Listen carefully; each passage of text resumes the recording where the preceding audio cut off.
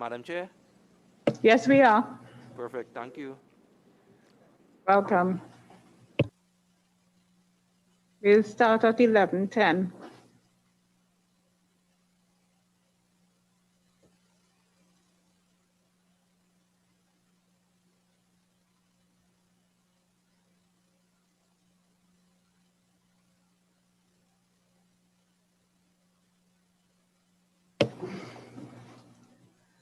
Good morning, ladies and gentlemen. Good morning in particular to the listening and viewing public of Tobago and Trinidad. I want to welcome you to this, our second day of consultations on the issue of the work of the Joint Select Committee of the Parliament of Trinidad and Tobago on the Constitution Amendment Tobago Self Government Bill 2020. Ladies and gentlemen, before you is the Joint Select Committee team.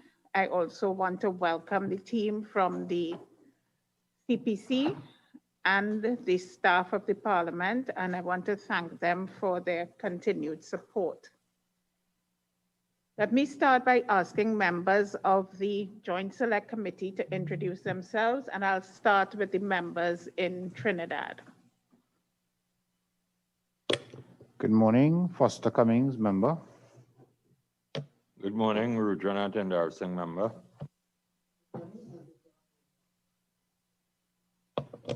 Good morning, Dinesh Rambali, member. Good morning, Faris Al-Rawi, member.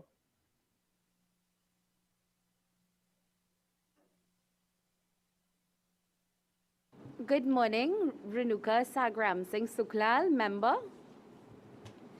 And good morning, Nigel FREITAS, member. Good morning, Maria Dillon Remy, member. Good morning, Clarence Rambarat, member. Very kindly. And today we have stakeholders from the public who are here with us, and they will be invited to make their comments. But before I invite anyone to make their comments, I'd like to just start by reminding you that this is the second day of consultations, and I'm obliged to indicate that these are discussions set to deepen Tobago's autonomy within the constitution of our unitary state. And these discussions did not begin today. They started many years ago. In due course, however, that is to say in 2016, there was a debate in the Tobago House of Assembly on a draft bill to amend the Constitution of Trinidad and Tobago to accord self-government to Tobago. That bill was transmitted to the Cabinet of Trinidad and Tobago. This cabinet, under the leadership of Dr. Keith Rowley, himself a proud Tobagonian, brought the Constitution Amendment Bill to the Parliament in 2018 in order to have the Parliament examine it and formulate a bill for debate by the Parliament. The bill was sent to the Parliament without changes in 2018. This bill was then sent to a Joint Select Committee in March of that same year. Over the period 2018 and 2019, that committee called for comments and submissions and held a series of public hearings with stakeholders and experts from Tobago and Trinidad, as well as constitutional experts, other legal experts, and other experts from various jurisdictions and also from the United Nations, all with knowledge, expertise, and experience in relevant constitutional matters, and in particular, issues relating to internal self-government. The life of that committee wound to an end in 2020. Upon the resumption of the new Parliament, the bill was referred to a new Joint Select Committee in November 2020. This is the committee that is before you. With the aid of the body of research inherited from the last committee, the new Joint Select Committee set about its work. This committee has since circulated our preliminary findings and proposals, and the two bills which we have produced, draft bills, based on our mandate from the Cabinet and from the Parliament to develop and formulate draft legislation. This Joint Select Committee produced the Constitution Amendment Bill and the Tobago Island Government Bill. We trust that all interested citizens have by now been able to read these draft bills. Our understanding is that they have been widely circulated, especially in Tobago, but also in Trinidad. It is also our understanding that there have been and continues to be healthy conversations over these draft bills throughout Tobago. This is all part of the process of lawmaking, especially for legislation that will institute such momentous changes. We welcome and encourage such exchanges, notwithstanding the fact that many of these conversations stretch beyond our current scope and capacity. Today, we continue those conversations. Yesterday, we had intense and thought-provoking discussions with a number of leaders of Tobago, all evidently passionate and quite robust. As a committee, we appreciated one and all. Indeed, yesterday, we, the citizens of Trinidad and Tobago, were likened to a family who shared a house where some members lived upstairs whilst some lived downstairs, this family house. Interestingly, many queried the validity of this perception. You see, there are many citizens who believe that despite the origins of this union of Trinidad and Tobago is strong and deeply connected. Many citizens believe that the family members who live in that house, which is indeed a blessed home, live side by side today. Based on the discussions yesterday, we have already flagged areas for review, and we undertake to do so. All of this is part of the mandate assigned to us by the Parliament, as requested by the people after that debate in the THA in 2016, and then by the Cabinet in 2018, which sent, I repeat, the then bill to the Parliament to be sent to the Joint Select Committee. When necessary, we will again seek the counsel of eminent constitutional legal experts. To assist us in this regard, we hope that those who have so far contributed will send their comments in writing as early as possible. So, as I said yesterday, this committee is interested in all comments. This is the process of lawmaking. We assure you that, mindful of our mandate, we will take all comments on board. We have today in this virtual space several citizens who have registered to make submissions, and so we begin. We will begin with the first person who is with us, and I'll ask those who are on to introduce themselves. Thank you very much, ladies and gentlemen, and I look forward to a productive day today.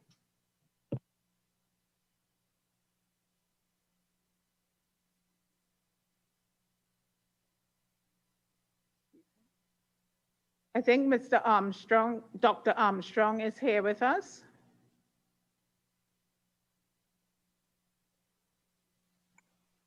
Are you hearing me, Madam Minister? Yes, I am. Please introduce yourself and you have the floor. Okay, I am James Armstrong, Urban and Regional Planner, Tobagonian, and I've been following the discussions since we started yesterday. Just two quick observations, Madam Chair, Madam Minister.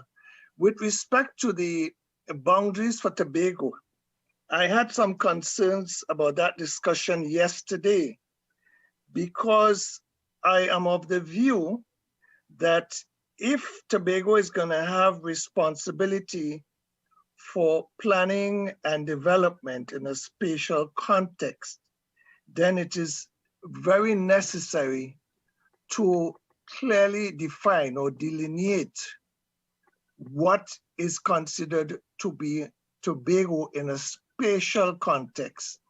And I've been hearing several definitions being given. I also heard that for the calculation of the allocation from the budget, that the size of the landmass was used. But I want to also point out that there would be a need for management beyond the landmass. As you are fully aware, Minister, the existing legislation on planning and development includes responsibility for development within the sea or under the sea. And therefore, I am not sure how that is going to work without a very clear definition of the boundaries, not only for the control or the permitting of development, but also for the management of resources within whatever that jurisdiction is. And therefore, I would appreciate very much if the committee can really have another look at that and come up with something very definitive and very clear, although I understand the point that you made yesterday, Madam Minister, that this normally would not be delineated within a single state setting. But in this particular case, with the Tobago Island government, I think it is very, very important for permitting of development, for the management of resources. That needs to be very clear, particularly if Tobago is also going to be responsible for planning and development. And we need to define what is meant by environment in that context as well. That's my contribution, Madam. Thank you very much, and we appreciate that. And I understand what you're saying about the development context, and we will examine that. Thank you very much. Thank you very Madam much. Chair, Madam Chair, may I yes, go ahead. quick response to Member Dr. Rawi. Armstrong? First of all, it's very, very good to hear from Dr. Armstrong. Thank you so much for your submission. No stranger to strong submissions in Trinidad and Tobago, having served as an independent for many years, independent senator. Madam Chair, just to let you know that we have looked at this, we welcome this suggestion. The Planning and Facilitation Development Bill, in coordination with the devolution of authorities that are provided for in that structure, coupled with the management of the maritime and other resources, are factors that we have paid attention to. We welcome this submission and will have a further look at it to make sure that we have the I's dotted and T's crossed in line with the comments made by Dr. Armstrong. Thank you, Member Ravi. In addition to that, that delineation can occur within the bill, it's the Planning and Facilitation Act itself, because the municipal corporations are defined. Thank you very much.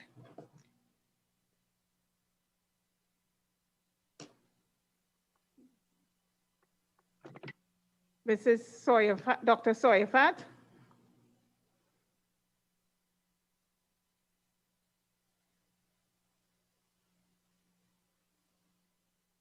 Dr. Sawyerfat, I understand Dr. Sawyerfat is in the in the room. If you can hear us, you can have the floor.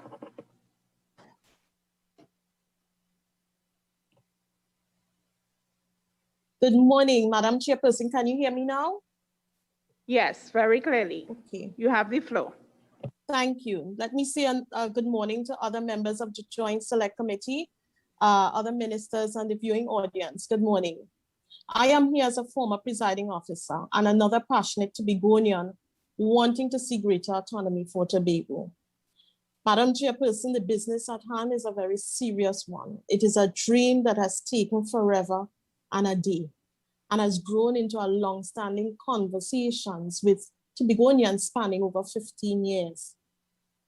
Of course, the last 5 years has been at the level of the Joint Select Committee, and 5 years is a long time. And therefore, in the effective use of time, I will not focus on a preamble. It just came to the Parliament in 2018, and now it's before a new Joint Select Committee. Okay. In November 2020. Okay, thank you and for the last correction. year was COVID, if you recall. So right, November 2020. And we're still in COVID. Yes. So I will go directly to the feedback on the bills. From my perspective, knowing firsthand of all the work that has been done, the involvement of people across Tobago, and various contributions over time, I too must register my disappointment by the documents presented to me. And like many other Tobagonians, had hoped that this would be the final bill we could be all excited about. Nevertheless, it is important that as many of us as possible express our concerns so that we can better appreciate the true desire of Tobagonians, and therefore I thank you for this opportunity today. I want to go directly to Clause 5. And I have to agree with Mr. Charles from yesterday when he stated that even though it has good intent, it is not fully expressed throughout the document. And I would just leave that there. On clause number 6, and I, heard Dr. James most eloquently, express and articulate his concerns with the clause that we all have problems with. The lack of borders and being defined is a hard pill to swallow. Defining Tobago was the doorway for Tobagonians, feeling that we are significant contributors to our own economic development, and even that contributing to the national pie. The questions have been asked. Who would have jurisdiction over the marine parks? To whom does the Buku Reef now belong? Who will have authority over the reef operators? And, what about the creation of a marina?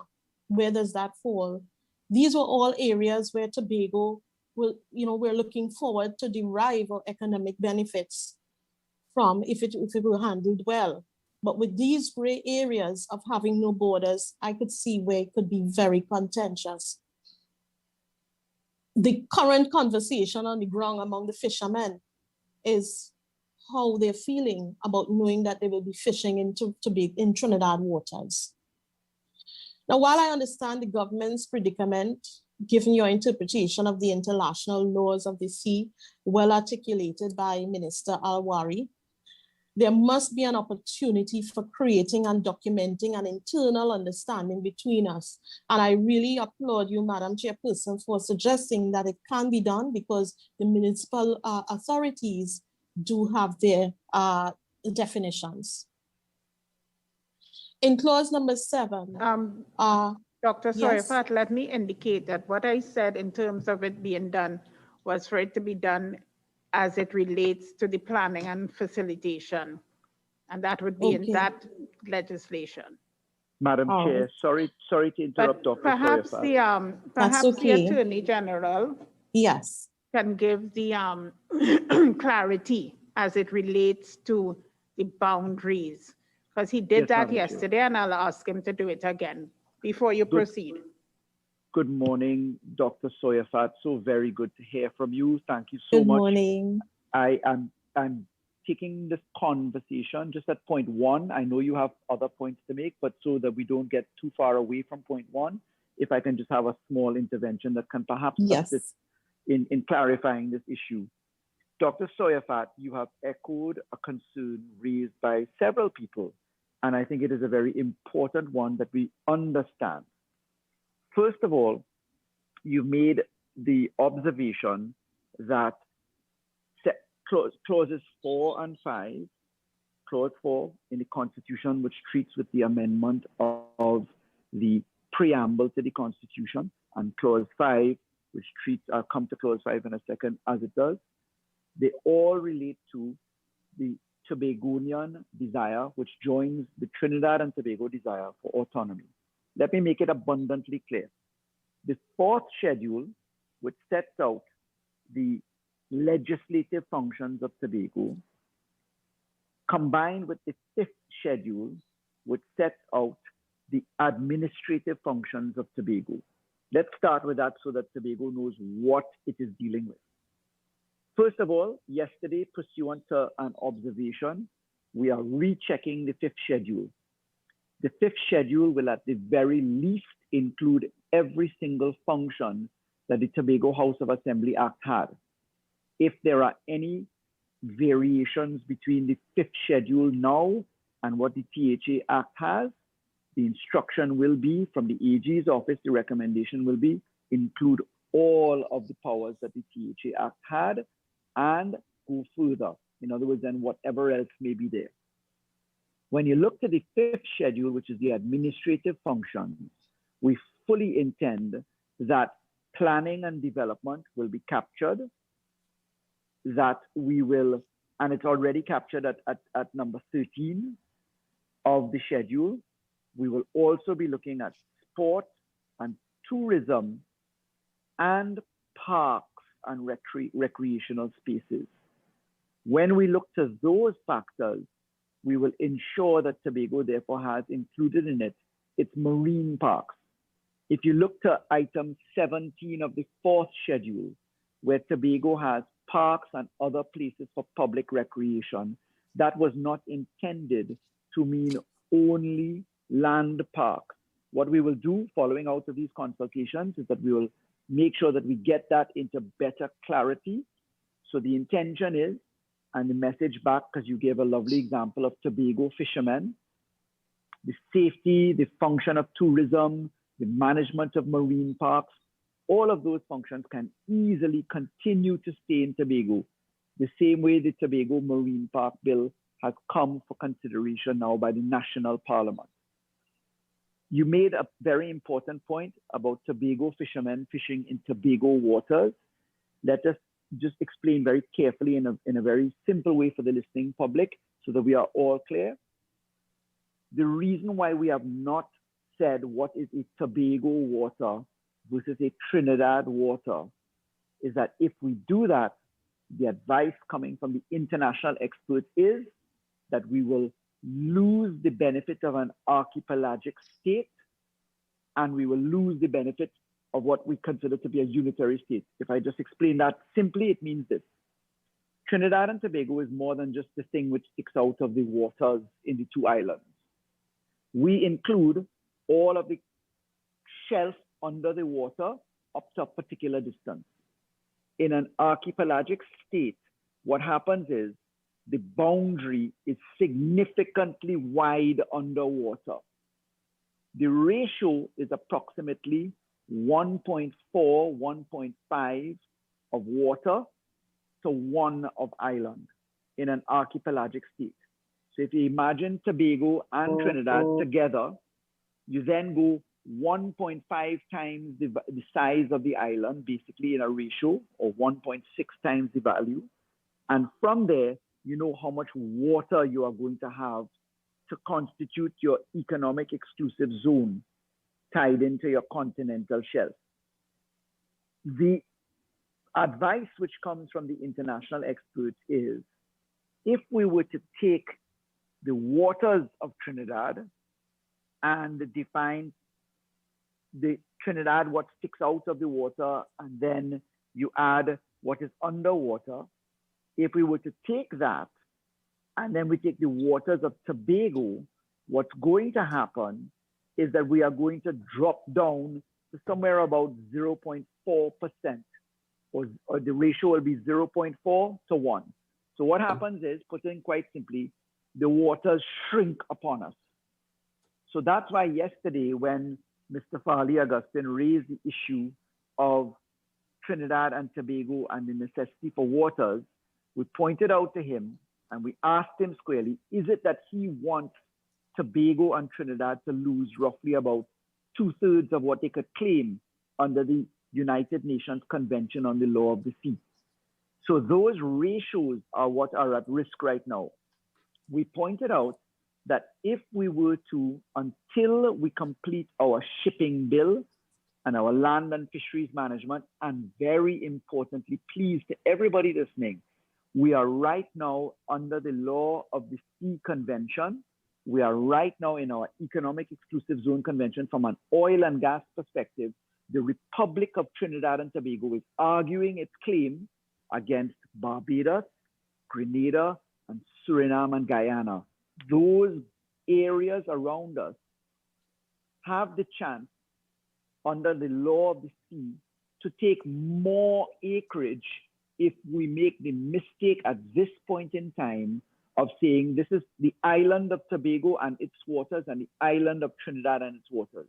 So what the committee has been advised, and what I am very careful to remind of, is that if we make the mistake at this point to define the 6-mile boundary or the 12-mile boundary, whether it's nautical miles or otherwise, we are going to have arguments in law where we may very well be giving up something that we don't want to give up right now because we're in the middle of arbitration and consideration on those issues.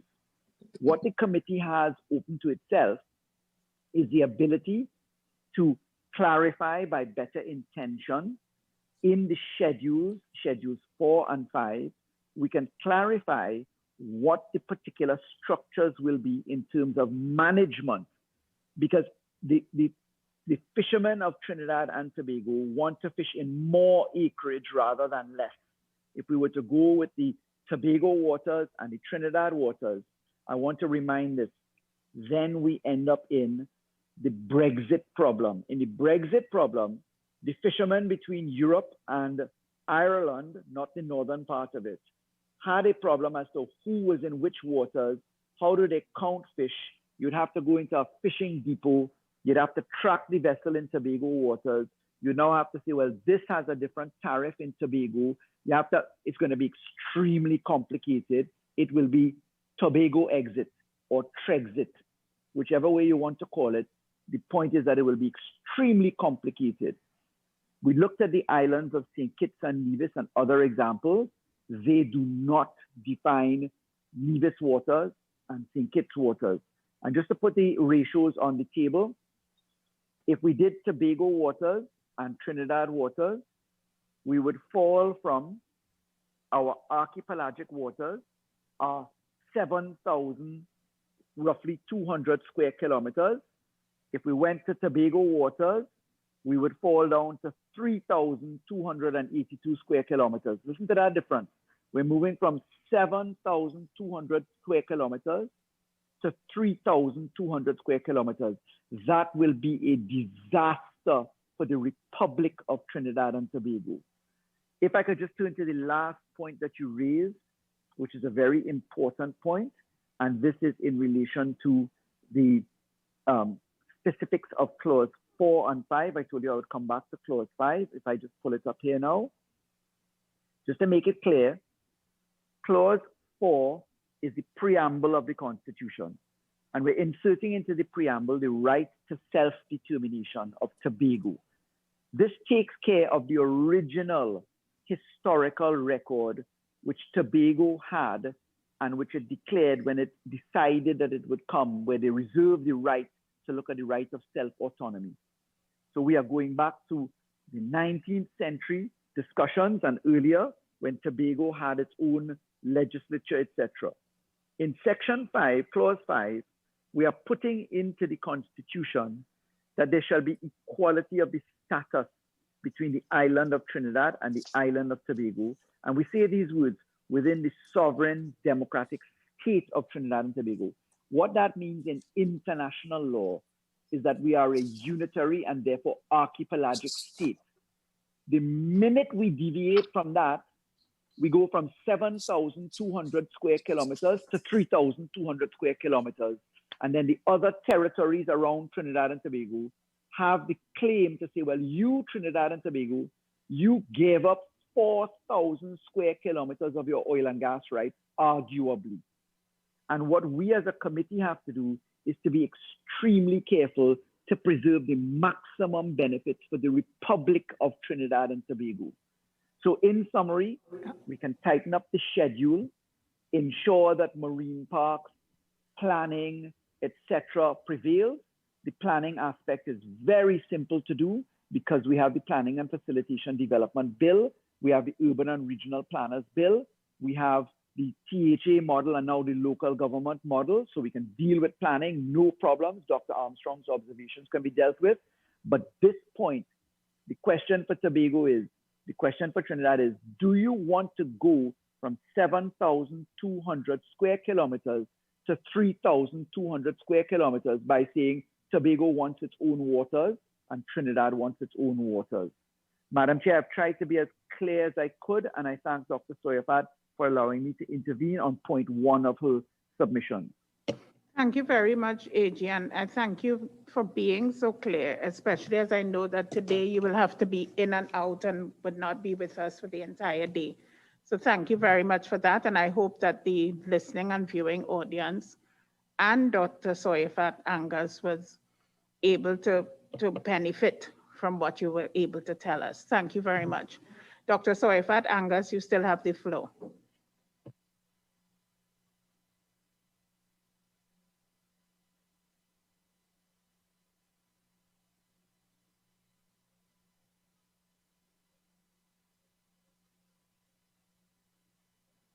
If Dr. Soyafat Angus could just check whether she's muted or not.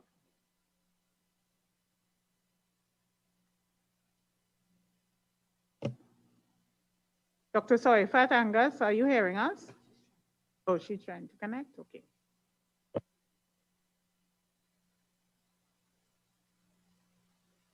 Sorry about that. This technology we're still getting used to. So, Minister Alwari, I want to thank you for that, bringing clarity. And yes, we appreciate your challenges and the government's challenges in dealing with this issue. But at the same time, we look forward to some type of definition, whether it is in the schedules, like you suggested, that would bring, clarity as to how we better operate within the space. So thanks for that. I move on to clause number 7, where it suggests that wherever the word parliament is seen, the equivalent Tobago legislature should be used. However, throughout the document, there are inconsistencies with using Tobago legislature interchangeably with House of Assembly and sometimes even Tobago House of Assembly. So I think this needs to be addressed. One such example is at the bottom of page 6, clause 10D. I want to move directly into Minister Alwari, you made a statement that you are currently looking at the 5th and 4th schedules, and perhaps it has saved me going through the extensive discussions on that area, which I wanted to do lower down. But since you brought it up, I would like to suggest, since there are that many, would the government consider the original submission to them stating that, if the government is defined as to its responsibilities, then we can say in the Tobago context that anything outside of the government's responsibilities where Tobago is concerned is the responsibility of Tobago. And therefore that should capture, everything that we should be responsible for on the island. So I certainly hope that is one consideration. Sorry to interrupt you, Dr. Soyafat Angus. If I could just address that concern, because it was also raised yesterday. The reason why we went with the St. Kitts Nevis model, which is to be found elsewhere in the Commonwealth as well, is that it really is a much clearer and precise concept of law to define what Tobago has full autonomy for, because of the conflict of laws consideration. So if you look at the bodies of the law of the Republic of Trinidad and Tobago, and then you were to try and amend every single one of those laws to say this is what central government alone can do, it is an almost never-ending process again saying this is what Tobago has full and complete autonomy for. The reason why this method was adopted is that the litigation coming out of the conflict of laws in states where there's autonomy, such as this, demonstrates that it is by far a more certain and specific area of identification to do it the way this bill proposes now. So it wasn't lightly undertaken to elect this model. It was done out of the how will the law be operationalized position. And this is very, very important because there's a principle in law that law must be specific and clear for it to withstand constitutionality. If a law is unclear, it is likely to fall into unconstitutionality and has the potential to be struck down for lack of specificity and clarity. So that's the reason why this methodology was approached. Correct, but just to Minister Awori, I was referring to the 5th schedule in terms of administrating. I know that is different from the 4th schedule, which treats with the lawmaking powers.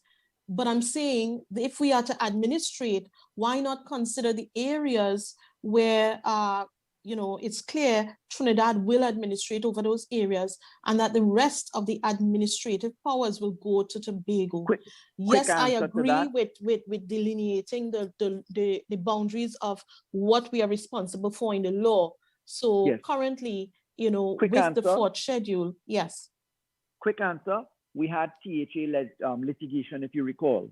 There were several times in the history, in fact, between 2010 to 2015, we had litigation on the Milshuv aspect, if you recall. Yes. Mm-hmm. And what happened there was testing in the courts as to what is the autonomy of the THA. And therefore, it became settled when we looked at it using what works well for us. The THA model has worked exceptionally well for Tobago, and the certainty of law worked well for Tobago. So what we ought to do is to expand the administrative functions. For instance, marine parks ought to be spelled out in addition to parks so that we are aware of these aspects. So the reason we went for the 5th schedule, and thank you for clarifying, being as specific as it is, to say what Tobago has exclusive autonomy for, is because we have precedent in the courts that tell us, don't touch that area because you have to go to Tobago and it has exclusive administration for that area. Okay. But I welcome that you will be, yes.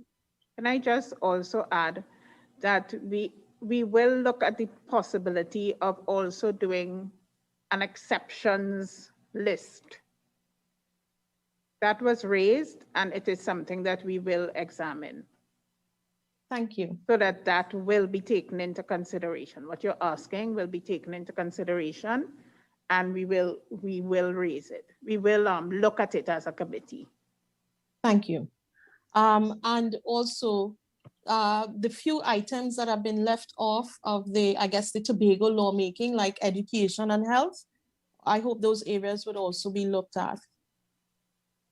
Yes, we will. Okay. One other area, I know that Minister Awori may be leaving us. I want to really draw reference to the infrastructure, including air and sea transportation, the wharves and airports, and public utilities, which was under our 5th schedule of the current act. Where would that stand in the new? Yesterday that was raised, and it is an area that we will look at. What we intend to do is look at the current Act 40. We're going to look at that, look at what we have, because we did look at that previously in order to come up with the draft, but we'll look at it again and see what we need to do to make sure that we capture everything that needs to be captured. Thank you. You're most welcome. Okay, I will move on to clause number 11, which deals with the executive powers. And I think everybody will rejoice at the removal of section 75(1) to be repealed. But, I still feel that the language of authority over Tobago is still present with the phrase regarding the fifth schedule unless there's an emergency or unforeseen circumstance. You know, there's a saying that laws are often made in good times, but must be applicable to bad times. And I think leaving that there without some clarity may lend itself to abuse, you know, if not clearly defined for the future. But I would like to suggest that, you know, emergencies and unforeseen circumstances most likely will have an economic impact. And therefore, any such situation, most likely natural disasters, can be dealt with through the Fiscal Review Committee. If there's a coup on the island, that's another definitely unforeseen circumstance and emergency, then that's a matter for national security, which is the responsibility of the government anyway.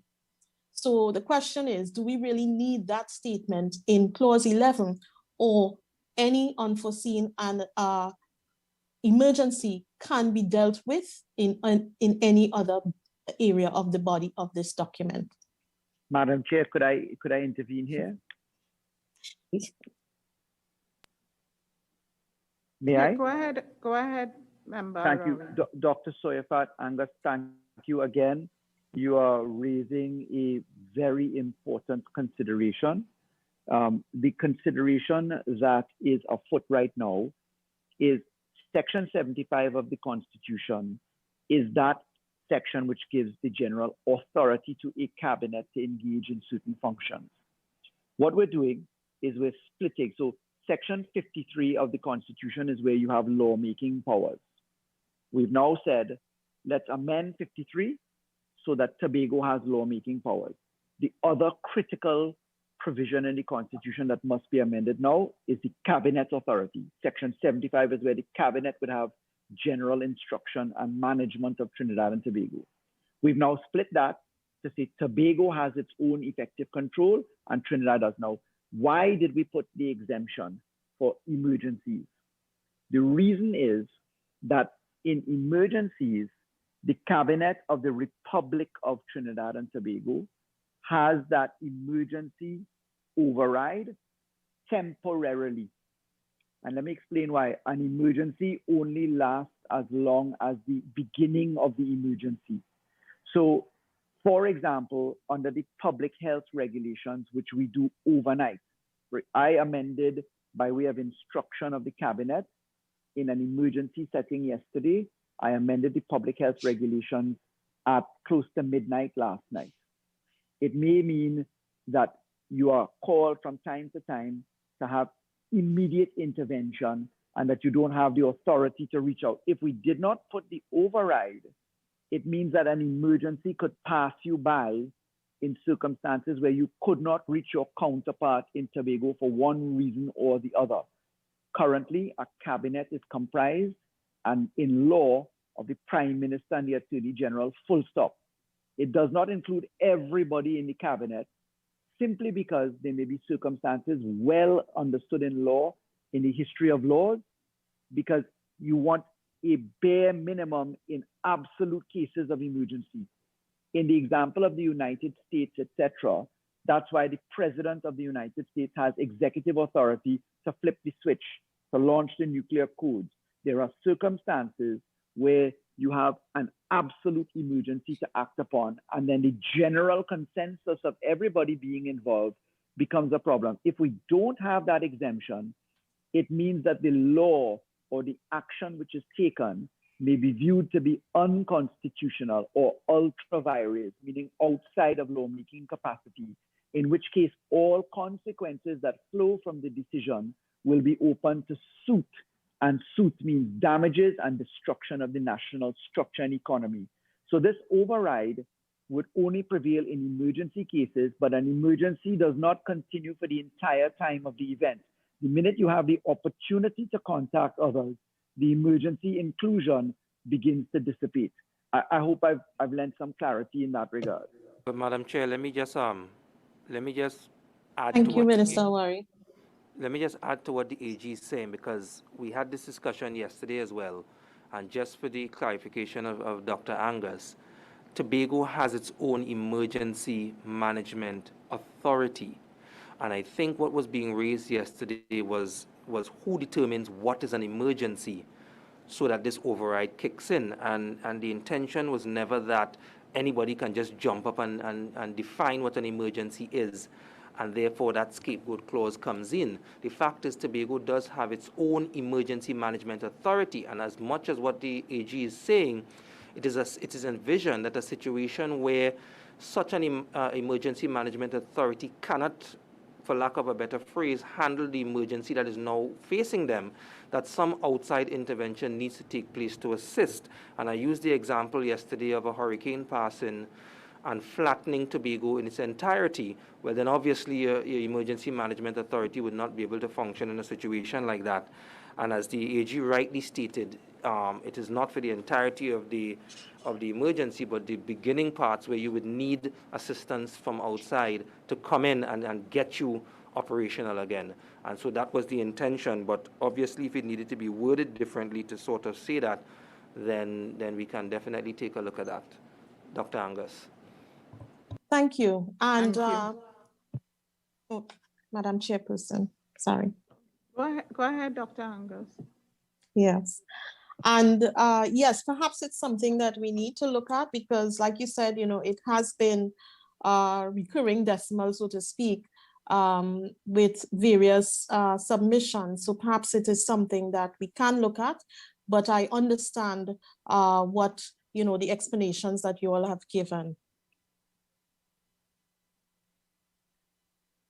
So we move to clause number 18, in keeping with the United Nations, and clause number 18 deals with the Tobago legislature. In keeping with the United Nations Sustainable Development Goal number 5, I would like to see the replacement of assemblyman with member of the assembly or assembly member or legislative member. Yeah. And wherever possible to apply neutral terms throughout the bill. Yeah, sure. Thanks. Now, clause number 18 also deals with constituting the House of Assembly, which shall begin with the election of a person to be the presiding officer. And I would like to, and also the fact that you do have the House as to how it is actually comprised, given the Premier and the Deputy Premier and 15 representatives, 10 additional councillors and your presiding officer. And of course, the Tobago legislature now has the president. I lived through the All 12 and I was part of the All 12 in the House of Assembly back in 2013. And 3 seats are not that far off from 12. As a former presiding officer, I know the value of ensuring that we have the level of oversight and conversation that could occur from 2 sides, and now we will even have independent voices. And I am wondering whether the current construct will guarantee that we will have that level of oversight, or perhaps we need to consider challenging the House of Assembly, that once it gets started, that you are giving 5 spots. They will then determine the process and the vehicle by which to fill those spots. But those spots should be guaranteed to youth and civil society, and in some way coming up with a vehicle to bring those in. And that way we can ensure, and those are definitely, they have nothing to do with administration or party.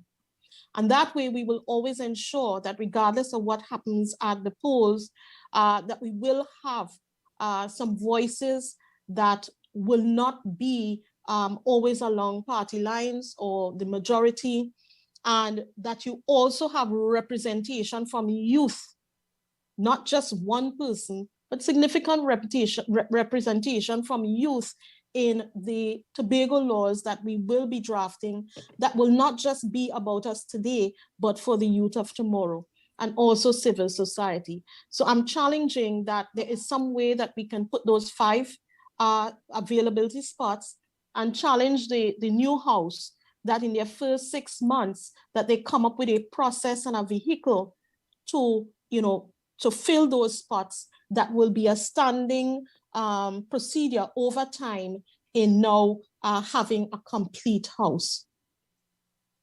Dr. Angus, let me just indicate that what we saw taking place in Grenada, I'm going to use Grenada as the example, where all 12 seats went to one party. Well, I think Grenada may have more than 12 seats, where all seats went to one party. The Grenada legislature passed a law where they now can co-opt civil society to do that oversight of the government. So that is quite, quite possible. So it is something that the assembly itself, the legislature itself can do, because they would be able to make laws. Yes, and I certainly would hope that and it would be and I just want to stress that it is for the oversight. So it is to work with the committees, because remember, we have indicated that the new legislature would have a committee system. And when you build out that system, you can add something of that nature. But, I was considering going further than just the committee system, that they would also be part of the House and the debates in terms of, delivering on whatever laws that we may be having, that they are constantly part of the House. Understand what you're saying, but I'm just explaining to you what is a possibility, what is a possible system. Because the oversight is really done through the committee system.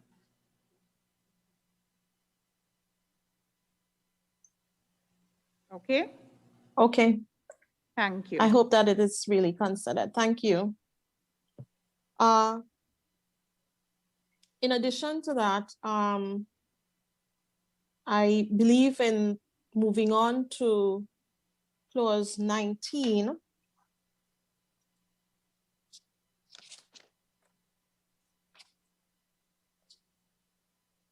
The composition of the mediation committee. And I think everyone so far has weighed in that, and I too would like to weigh in that I think that can be a bit counterproductive, the way it is, suggested to be created. And I would like to suggest perhaps an independent body to chair this committee. And it should comprise equal attendance from both, cabinet and executive council. And this is an area where we can have equality at the table in defending positions as part of this dispute. We hope that it wouldn't always get to that level, but at least it is a way out where persons can feel comfortable that this is, an independent mediator mediating for both sides. This has come to the attention of the committee, and we have undertaken to look at it again. Thank you. I believe we spoke about the schedules before, but I wouldn't go into it much. But I have to ask, we spoke about cemeteries, but a crematorium was not mentioned. So hopefully that can be added to the review. I have one question concerning the making laws for persons who are not citizens. And to me, that seems to be a gray area, as we are not responsible for immigration matters. So I don't know whether that needs to be looked at in terms of whether we really would have jurisdiction to make laws for persons who are non-citizens on the island, since it may cross over into immigration areas. Well, as we have indicated, foreign affairs, national security, including immigration, will remain the purview of the national parliament. Yes, and correct. And what I was noting is that on the 4th schedule, you actually 11, have it there. Yes. Employment of persons who are not citizens. Correct, and making laws for that. So I just wondered,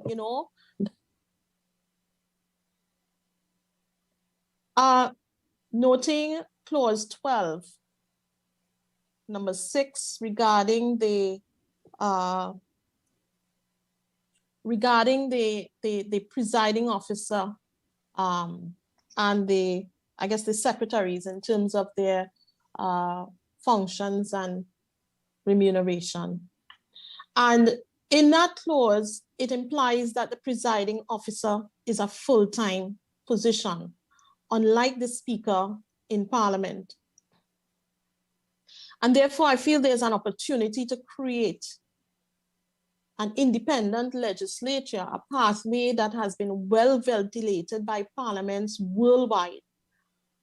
And it's perhaps some consideration could be given to starting it because, the role of the presiding officer is already full-time, but the mere fact that, you cannot work anywhere else, you cannot engage in any other trade. So it must mean it is a full-time position. And maybe this is an opportunity to maybe have a pilot as to how an independent legislature can work as part of a smaller legislature.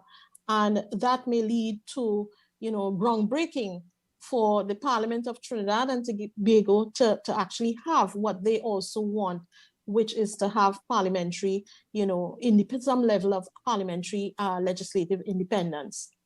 I am also requesting more clarity on the direction of the Tobago legislature in relation between the presiding officer and the clerk, as similarly outlined for a secretary to a division and administrator. And we can find that in terms of clause 20 would refer to that. Madam Chairperson, while more than 6.8% was expected and definitely will be needed for Tobago to accelerate its development, I appreciate that no ceiling has been put in place, and I applaud that.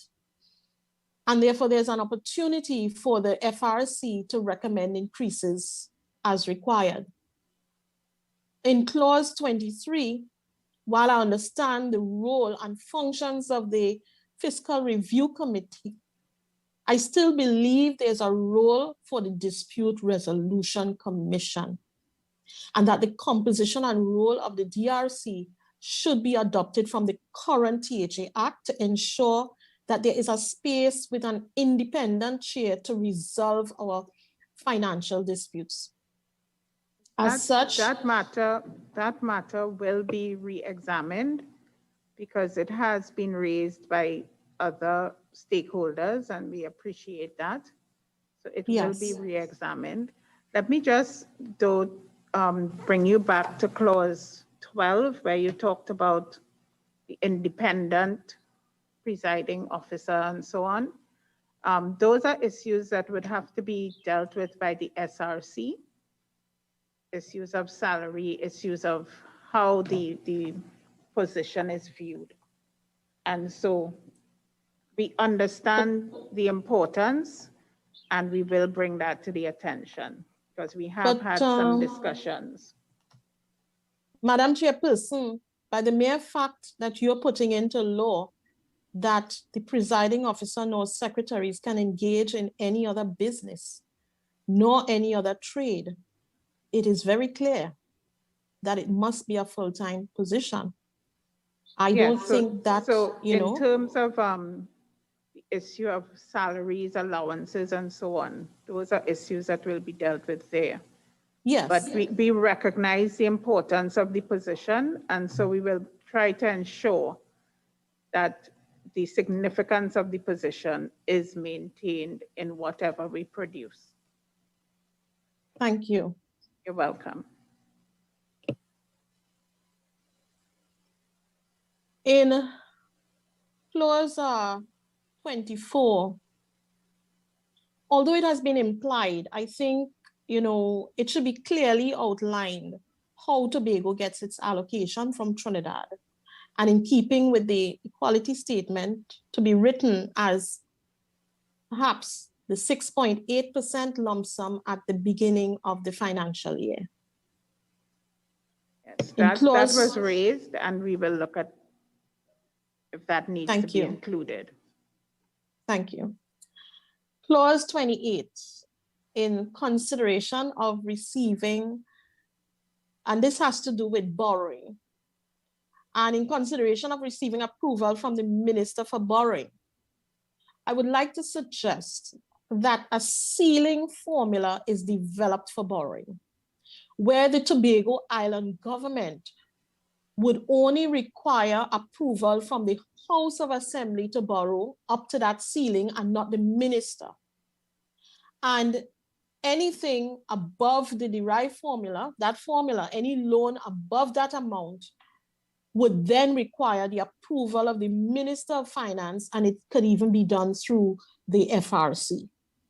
And I hope that this is something that would be seriously considered, you know, in terms of just coming up with that formula and saying, you know, below this level, the Assembly can borrow. Once you begin going above that level, you have to get the approval of the minister. Madam Chairperson, about 3 years ago, I met with a Wales representative to the United Kingdom Parliament, who told me that autonomy is a journey of many steps. They didn't get to where they were with a one pass through Parliament. So his suggestion was, get as much as you can get for the current step and know that in the near future, the process for greater autonomy restarts. So while we set about making these laws in good times, so we can survive in bad times, it's important to nurture relationships and foster teamwork to create harmony for the overall good. I must admit, my initial disappointment has been converted somewhat to hope and a bit of excitement given the flexible approach that has been offered to us with, you know, you all being able to accept our recommendations and even, you know, indicate to us that you've already started the research overnight. I therefore wish to express many thanks to the committee for your contribution, patience, and dedication throughout this process. Your job is by no means an easy one. And I know that you will be judged for years to come based on your decisions and actions after this process is complete. Tobagonians will be eagerly awaiting the outcome, and I certainly hope that the harmonious process to date will be continued to the end. I wish to thank all the persons who were open to frank discussions with me on this topic, which allowed me to have a better appreciation of the road Tobagonians want to take at this time. At the end of the day, we do have options, and every one of them will have consequences. We have to determine what we are prepared to live with once these decisions are made. I am therefore calling on everyone to get involved and send your views to the Parliament any way you can. This is not and should not be a party issue, but an issue for everyone to get involved with. This is a Tobago issue. Thank you very much and so, for your participation, Dr. SOWFATTANGUS. Madam Oh, Chairperson, sorry, I thought you were finished. Yeah, that as a former presiding officer, I know firsthand that the Parliament of Trinidad and Tobago is seen as the leader of parliaments around the region by your bold and innovative changes you have made within the Parliament of Trinidad and Tobago. And therefore, on behalf of Tobagonians, I say that we are not asking you to break any law, but to set new standards and shape the law to meet our expectations. We are not self-seeking and selfish enough to have the country experience loss, but we are determined that both islands must prosper. We are not a proud people, but we want to feel joy about who we are, where we live, and who we are becoming. Side by side, we must stand. So as I close, Madam Chairperson, Tobago challenges this committee to innovate with the rules such that those same experts of yesteryear will now be seeking you as the new experts to guide them to their next level in the upgrade of their own autonomy. So I say thank you again to the committee, Madam Chairperson. Very much for your contribution, Dr. TSOWFATTANGUS. And we are as passionate as you are to make sure and that we bring for Tobago the best legislation to achieve what is necessary to be achieved. Thank you very much. You're welcome.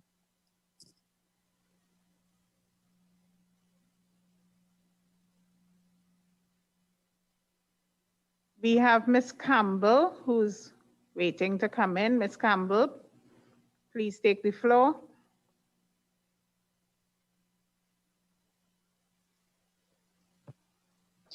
Just to clarify, are you referring to Chani Campbell? Yes. All right. So I am here to represent the Tobago Youth Council as president, and I would just like to express that it is my esteemed privilege to be a part of this consultation process. So my contribution would just be pretty much brief. Overall, I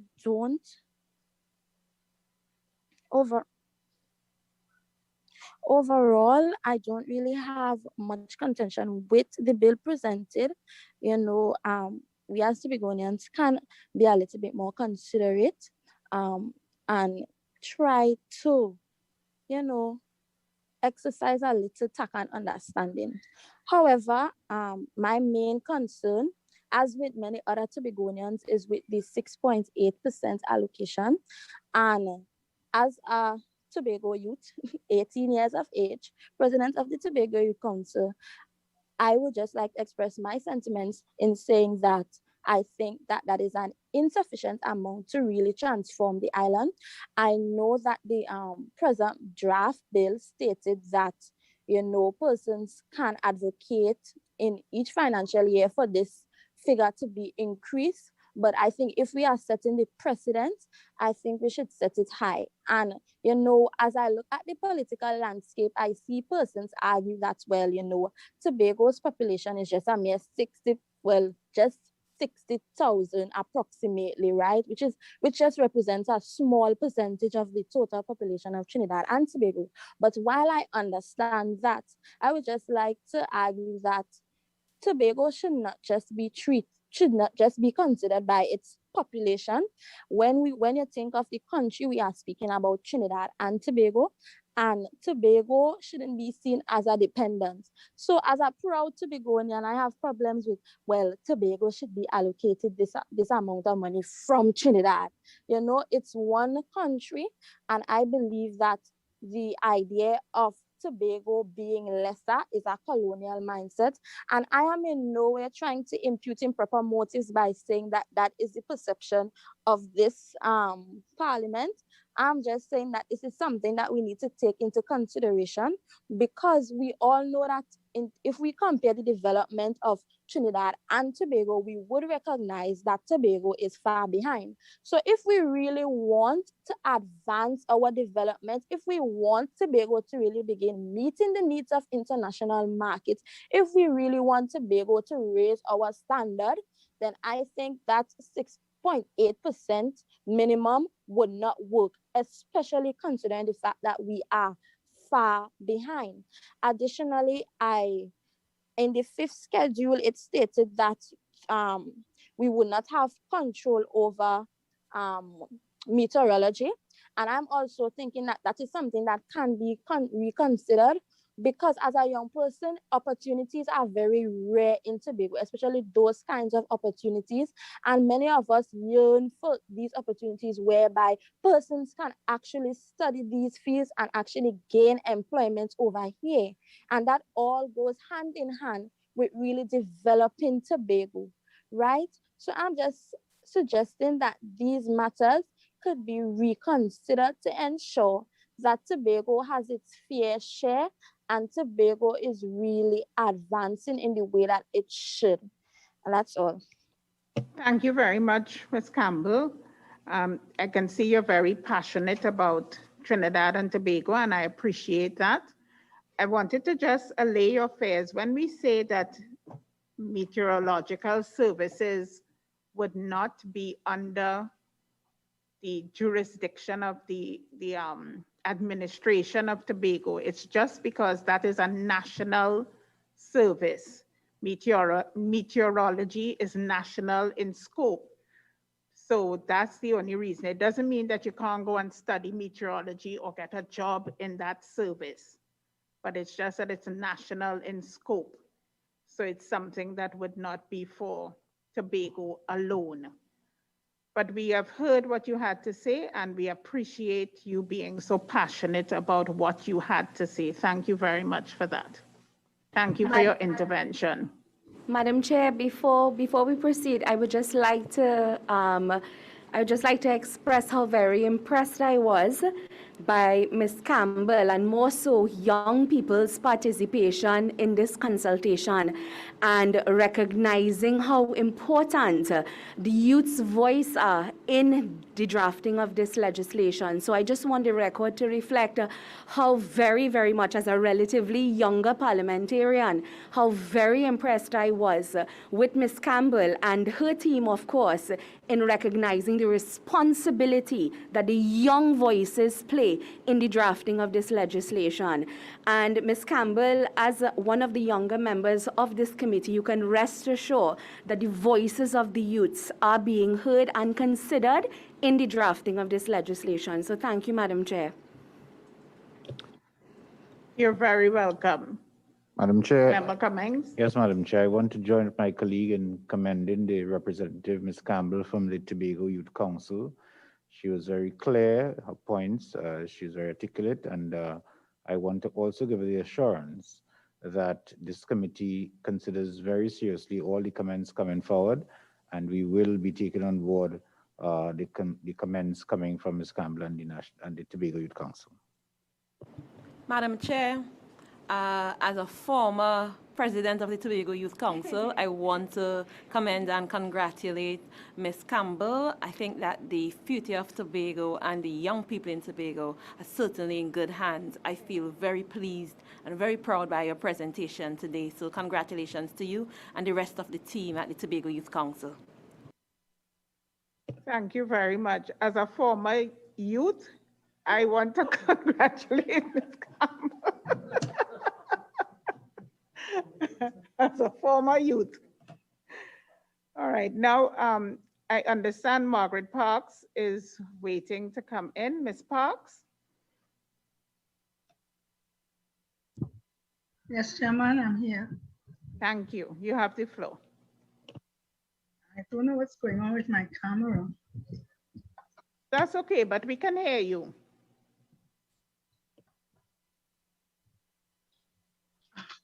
It's afternoon already. Good afternoon, ladies, honorable ladies and gentlemen of the Joint Select Committee of the Parliament of Trinidad and Tobago. The host has asked me to start my video. No video. Oh yes, video.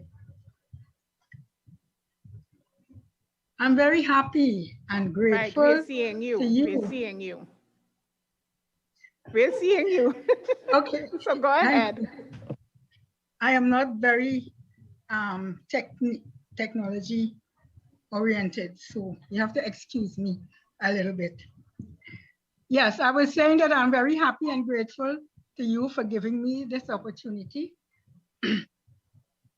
to address you today and on this very important matter as it pertains to the welfare and the future of Tobago. Now, after carefully perusing the documents from the JSC, I respectfully wish to submit the following comments on the bills.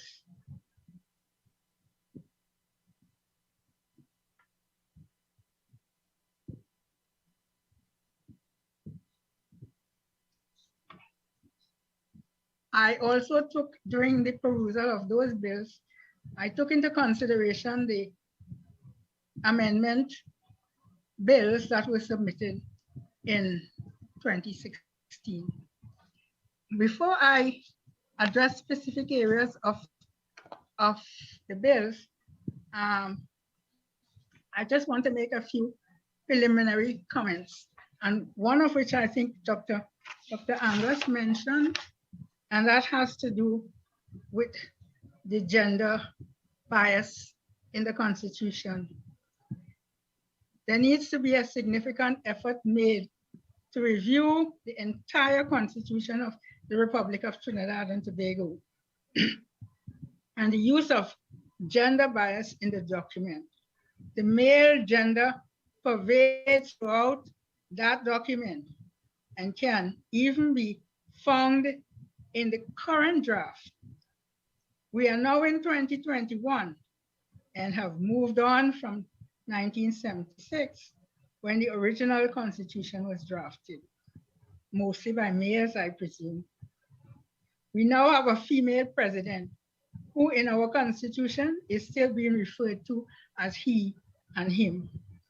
Our draft Constitution has and still calls the members of the Tobago legislature assemblymen.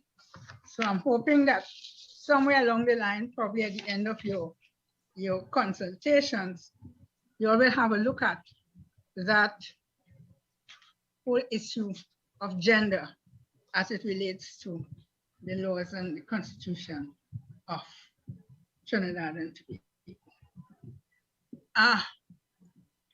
I just need to give a little clarity on who Margaret Parks is. I was a part of the first group of Tobagonians under the aegis of the Color Hall Accord that set out to find what Tobagonians wanted for the island. It now pains me to see what is being offered to us as autonomy or self-government. In our journey around the island, our group found that the majority of persons with whom we interacted had a preference for a federation of the two islands. The Constitution Amendment, Tobago Self Government Bill, and the Tobago Island Government Bill, however, did not go that route. Even so, what is being offered to Tobagonians differs significantly from that which was sent to the Parliament from Tobago in 2016. And that is thanks to the JSC, because I believe that you all had that bill as you looked into what you could take out of it to give Tobago what it wants.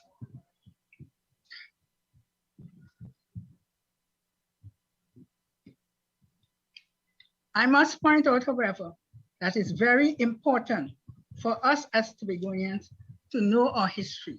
I think many of us do not know our history, and because of some of the things that are happening now, we need to get back to that. We do not know.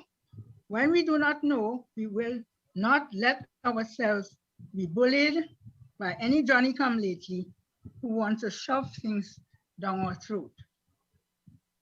Most, if all of us, have grown up hearing about the island being labeled as a ward of Trinidad and as therefore subject to the colonial mentality that Tobago is a poor, undeveloped island, incapable of supporting itself and waiting on the handout from the colonial master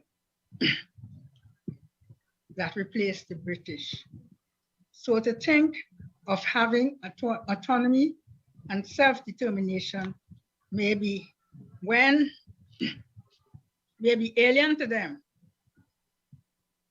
but not to those who know the history of Tobago to have autonomy, self-determination. It must be free from external control and have its own statehood and government.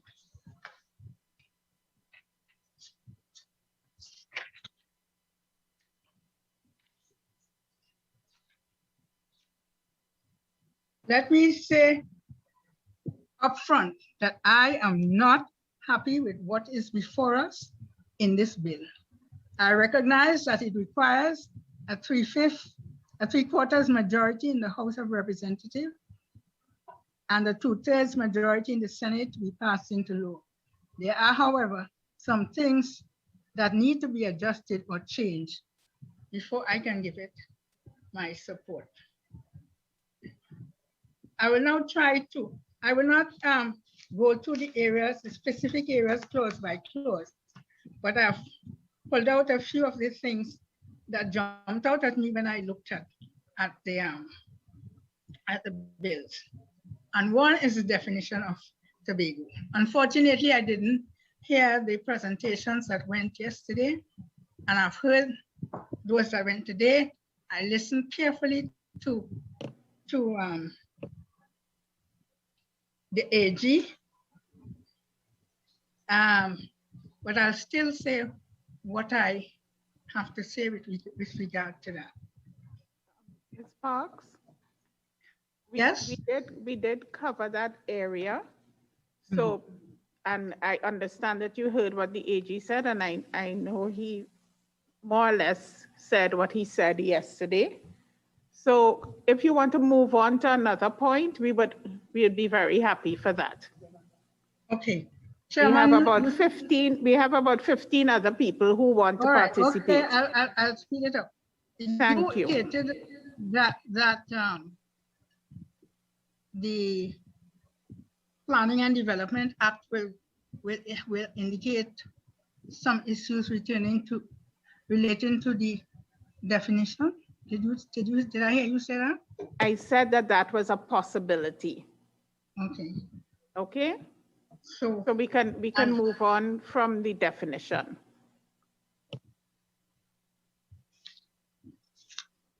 Okay, give me a second.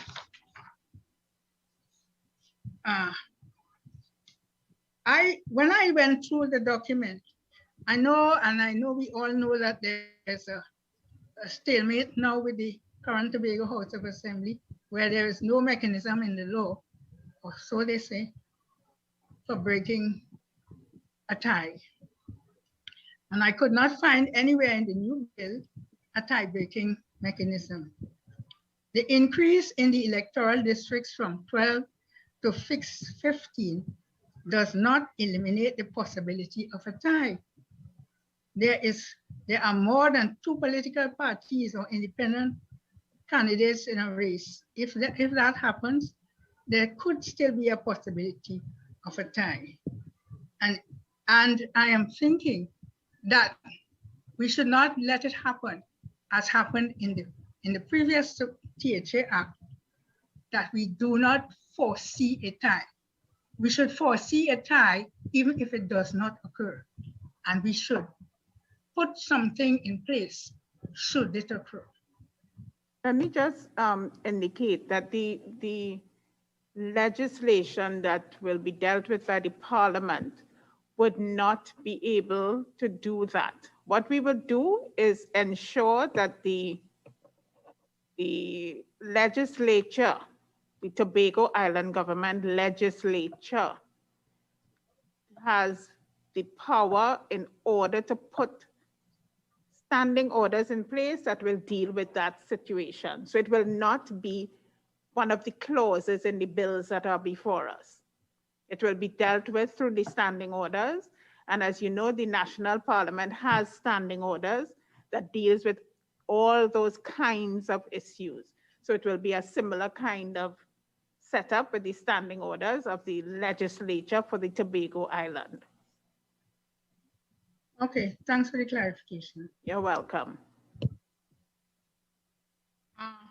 The other issue that I want to talk about is the size of the Tobago legislature.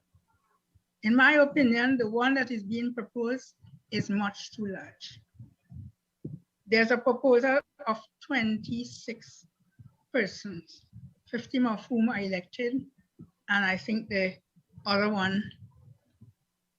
10 are councillors, and 1 is the presiding officer.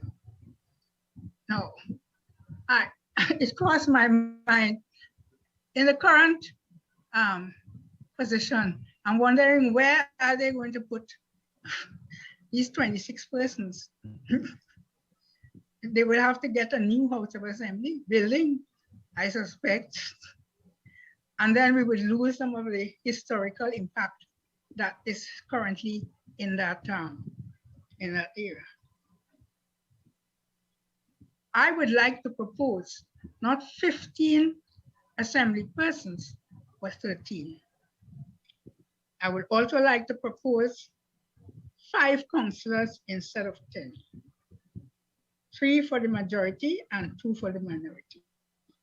No councillor should be appointed by the president. I've heard of the reasons why they think the president should be able to appoint councillors to the Tobago House of Assembly. And I sort of understand that. But I would like to see us keep the president away from politics, whoever he or she may be. And because if you recall, the president is usually nominated by the House of Representatives, the party in governance there. And usually majority vote carries, and that president may or may not be beholden to whoever political party has elevated them. So, Ms. Parks? Yes, let me just indicate that the function of electing the president is merely that. It's a function, and after that, the president does not operate in a political way. The president is apolitical. And the president, yes, the president is the president of Trinidad and Tobago. And let me also indicate that in the parliament, in the Senate, as you well know, the independent senators are selected by the president in his or her own discretion. So there's no political interference. So let's not draw the president into this, please, because the president is apolitical.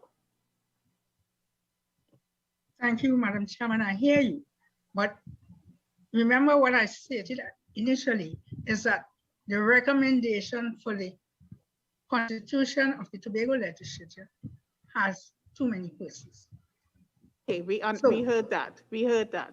Right. So if you want to go on to your next. I was merely suggesting one of the ways that we could reduce those numbers. Understood. Thank you. I believe that we should do more with less and not create just jobs for the boys. There's too much money that will be going into salaries and perks and not enough for development. I'm hearing 6.8 and I'm hearing, oh, that may not be enough. And there's already this feeling in some parts of the national community that Tobago gets too much of what belongs to Trinidad.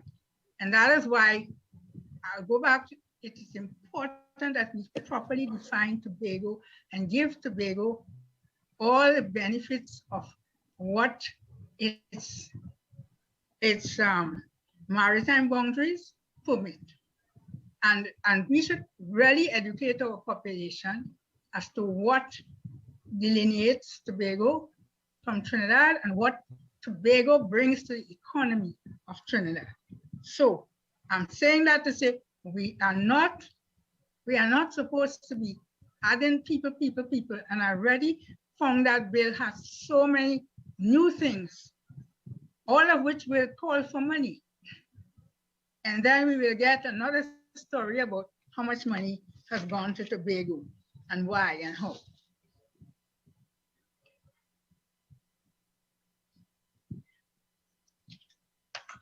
I'm almost finished. So let me just remind you that the money that you're talking about is not Trinidad's money or Tobago's money. It is the money that belongs to the Republic of Trinidad and Tobago. So it's not a question of Trinidad's money and Tobago's money. It's our money. I hear you, Madam Chair, but I am just repeating some of the things that have been said in the wider national community about the allocations that are being made out of the national budget to Tobago. I know it's Trinidad and Tobago's money, but I'm trying to find a way that may, in terms of the filling of all these various positions, not only the assemblymen and the councillors and the whatever, but in the bill, there are several other areas that the House of Assembly or the Tobago legislature will now have responsibility for, and that those consist of people. And I am saying, I heard someone say, I can't remember which one, that 6.8 may not be enough. We need money for development and to bring Tobago out of its current position. And that is all I'm saying. Okay, all right. Right? You want to move on to, yes. Thank you, understood. Yeah. I have 2 more points. The words public service and civil service I found being used interchangeably in the documents. And I think we need to stick to one or the other. I think I prefer public service is the more current term, and public servant instead of civil servant. Okay, thank you. The other thing I had an issue with was the word premier. I don't know how the term premier was arrived at, but to me, it reminded me of the old colonial days when we had a premier before a prime minister. So I don't know if the premier means prime minister in waiting. And that's just been a little facetious. But what's wrong with chief secretary? Nobody said there's anything wrong with it, but premier is the term that's normally used. Chief secretary is not a term that is found normally. So that's why we made the change. It doesn't matter. It's who we put there. It's just I am entitled to give my little opinion on what I have found in the bill. The other thing that stood out to me was the involvement of the premier in appointments and transfers of staff being made by Tobago is a small place, a very small place. And somehow I don't like the idea of politicians getting involved in public service matters where staff are being allocated. So once an individual is qualified and competent, no politician should be able to prevent them from being appointed to any position in Tobago. Too small. Dr. Angus mentioned something, and I made a note of it because I also found the inconsistencies in the bill. Tobago Island government, Tobago legislature, House of Assembly. And to me, it was a little confusing. Perhaps at the end of all of this, you only need to put a glossary at the end of it, at the bill or something in front, to explain these various issues. Very much. And finally, yes, I have a question. This question arises out of the pension scheme that I saw in the bill, somewhere in the bill. as I said, I didn't note clause by clause. I just made my observations. We appreciate that. Thank you very much. We will look at the issue of the pension scheme, and we appreciate your intervention. Particularly, I wanted to find out whether that pension scheme would be retroactive, because there are members. All right, we will examine that. Who have not been able to get a pension, or they have sued. Okay, we will examine that. Thank you very much. We appreciate Thank you very, very much. Thank you. For the time that you have given me. We have Aisha Bedlow. Yeah, we will have to.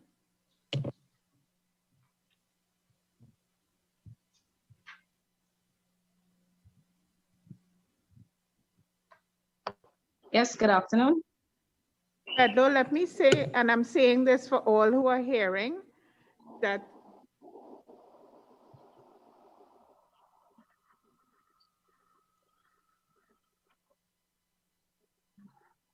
yes, that's what I was going to say. So, what we would like for you to do, and everyone who's coming from henceforth, is if you can raise new points that have not been raised before, we would be very appreciative of that. So if you have new points that had not been raised previously by other speakers, we will take those points. Thank you very much. Ms. Bedlow, you have the floor. Okay, good afternoon again to everyone. Good afternoon. We're hearing you. Go ahead, please. Okay. Right, so I would like to say good afternoon to everyone. And I listened to all the contributions that were made yesterday by the different individuals. And I took notes of everything that was said and the feedback that you all gave. And at this current moment, I realized that most of the points that I had, that they already pointed them out, and Dr. Angus made some very, very, very, very good points this morning, and I know you all will be taking them into consideration.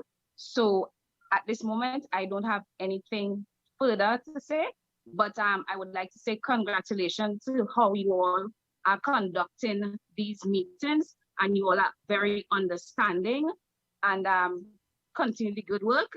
And thank you for allowing us to share our contributions. Thank you. Thank you very much for that. And we are very pleased that you were able to participate. We have Juliet James. Ms. James, you have the floor.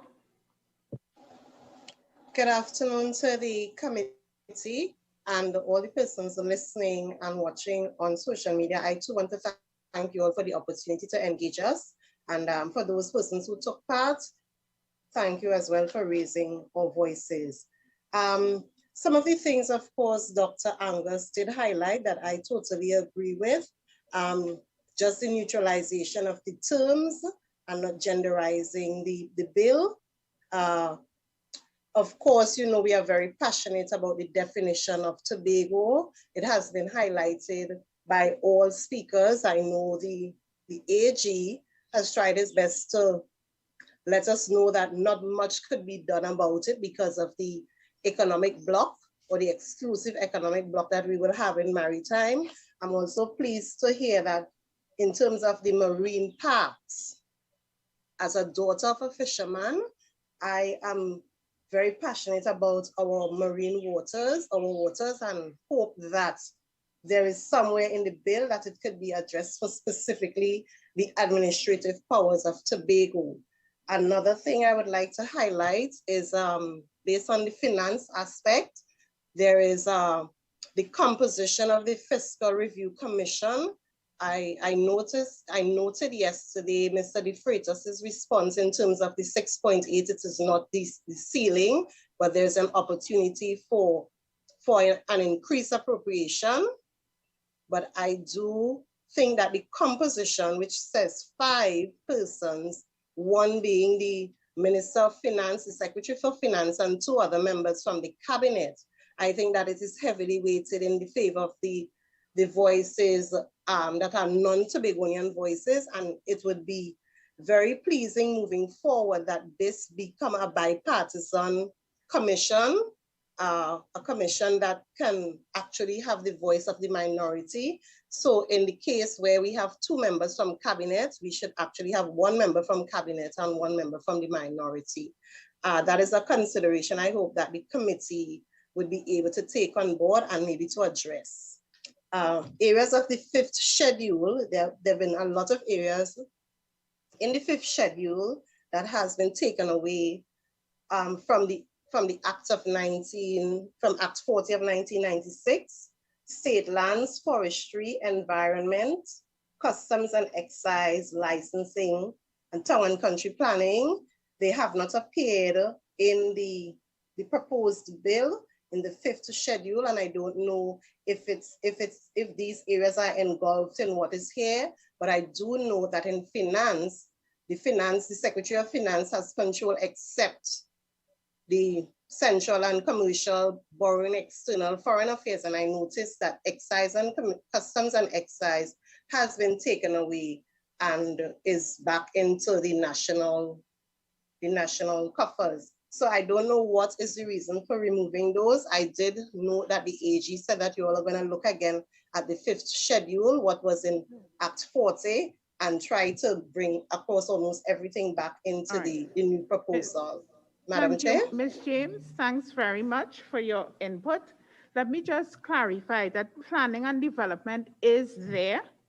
It's just that these areas are accepted, which is National Framework for Sustainable Development, National Monitoring and Evaluation, National Statistics, the National Trust, and Vision 2030. And that is really because it is national in scope. So it will encompass Trinidad and Tobago. But planning and development for Tobago is kept in Tobago and under the purview of the Tobago Island government. So it's just these areas that we have accepted from the whole issue of planning and development because they would take into consideration the wider national Republic of Trinidad and Tobago. So planning and development is certainly there in Tobago and will remain in Tobago. Right. And what about environment? Yes. As you know, now the environment is under the Ministry of Planning and Development. So that will be part and parcel of Tobago will deal with environmental issues as they are doing now. And you know, you'd say clean, green, safe, and serene. That will continue for Tobago. It will not be taken over by the central government or anybody else. Okay, thank you, Madam Chair. You're very welcome.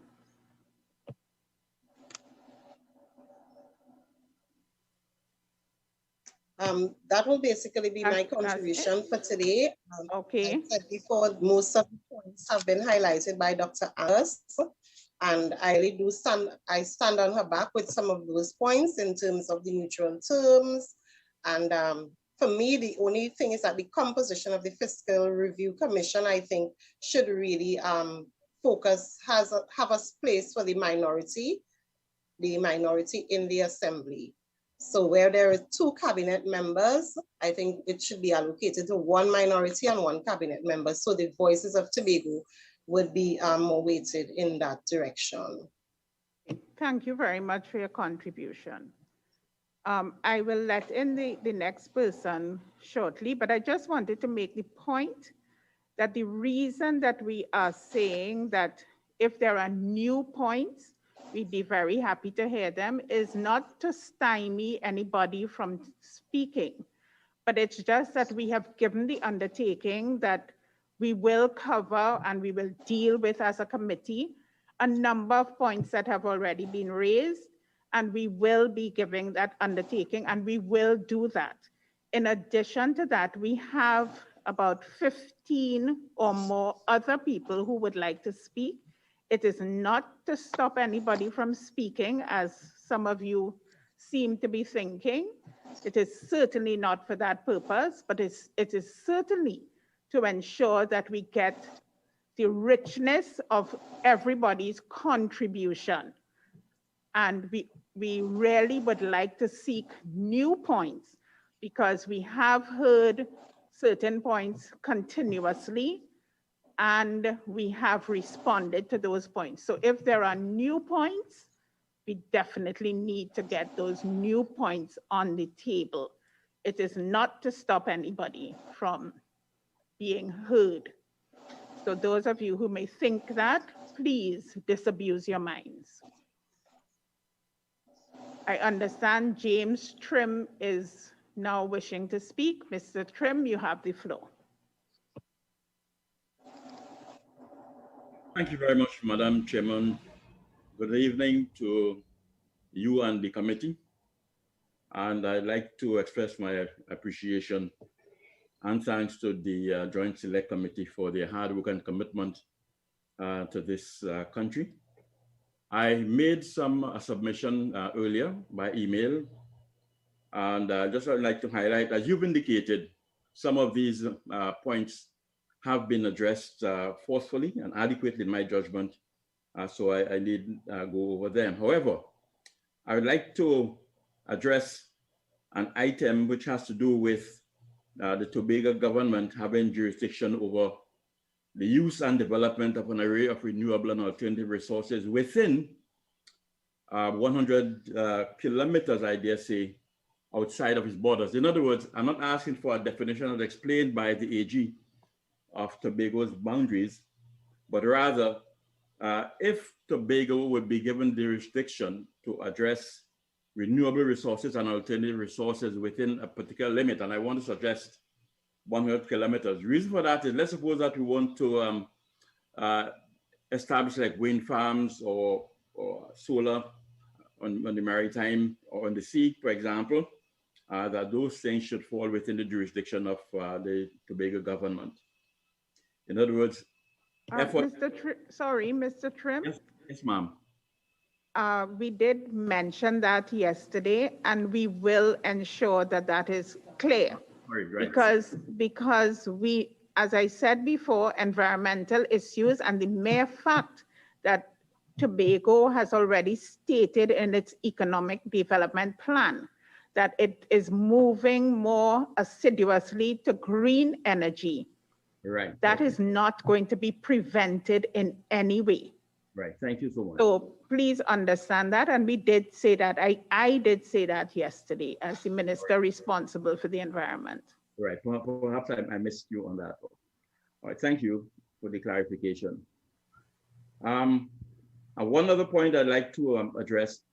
In more recent times, we have been seeing this whole business of migrants and people who are seeking to be refugees and all the rest of it. I wonder whether or not we should consider that Tobago be established as a non-refugee place. Now, the reason why I'm saying that is that more recently, I saw where in several countries, whether it's in Kenya, whether it is in Germany, whatever have you, we've got people who are seeking refugee status. And I agree with the Honorable Prime Minister and the government that that is not a type of thing that we'd want to entertain. I'm wondering whether or not we can specifically address the Tobago space as a non-refugee status.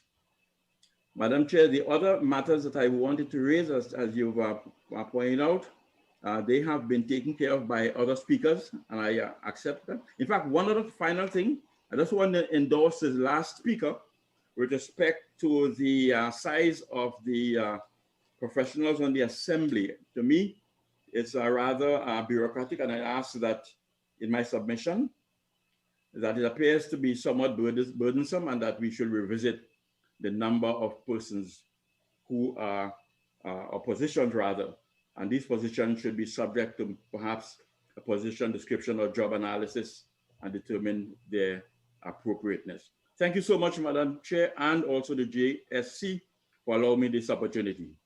Have a good day. And thank you for your service. Thank you very much, Mr. Trim. We will look at those points that you raised, the non-refugee point and the issue with the public service in Tobago. The next person who is available is Shirley Cook. Sorry, Max James. Mr. James, you have the floor.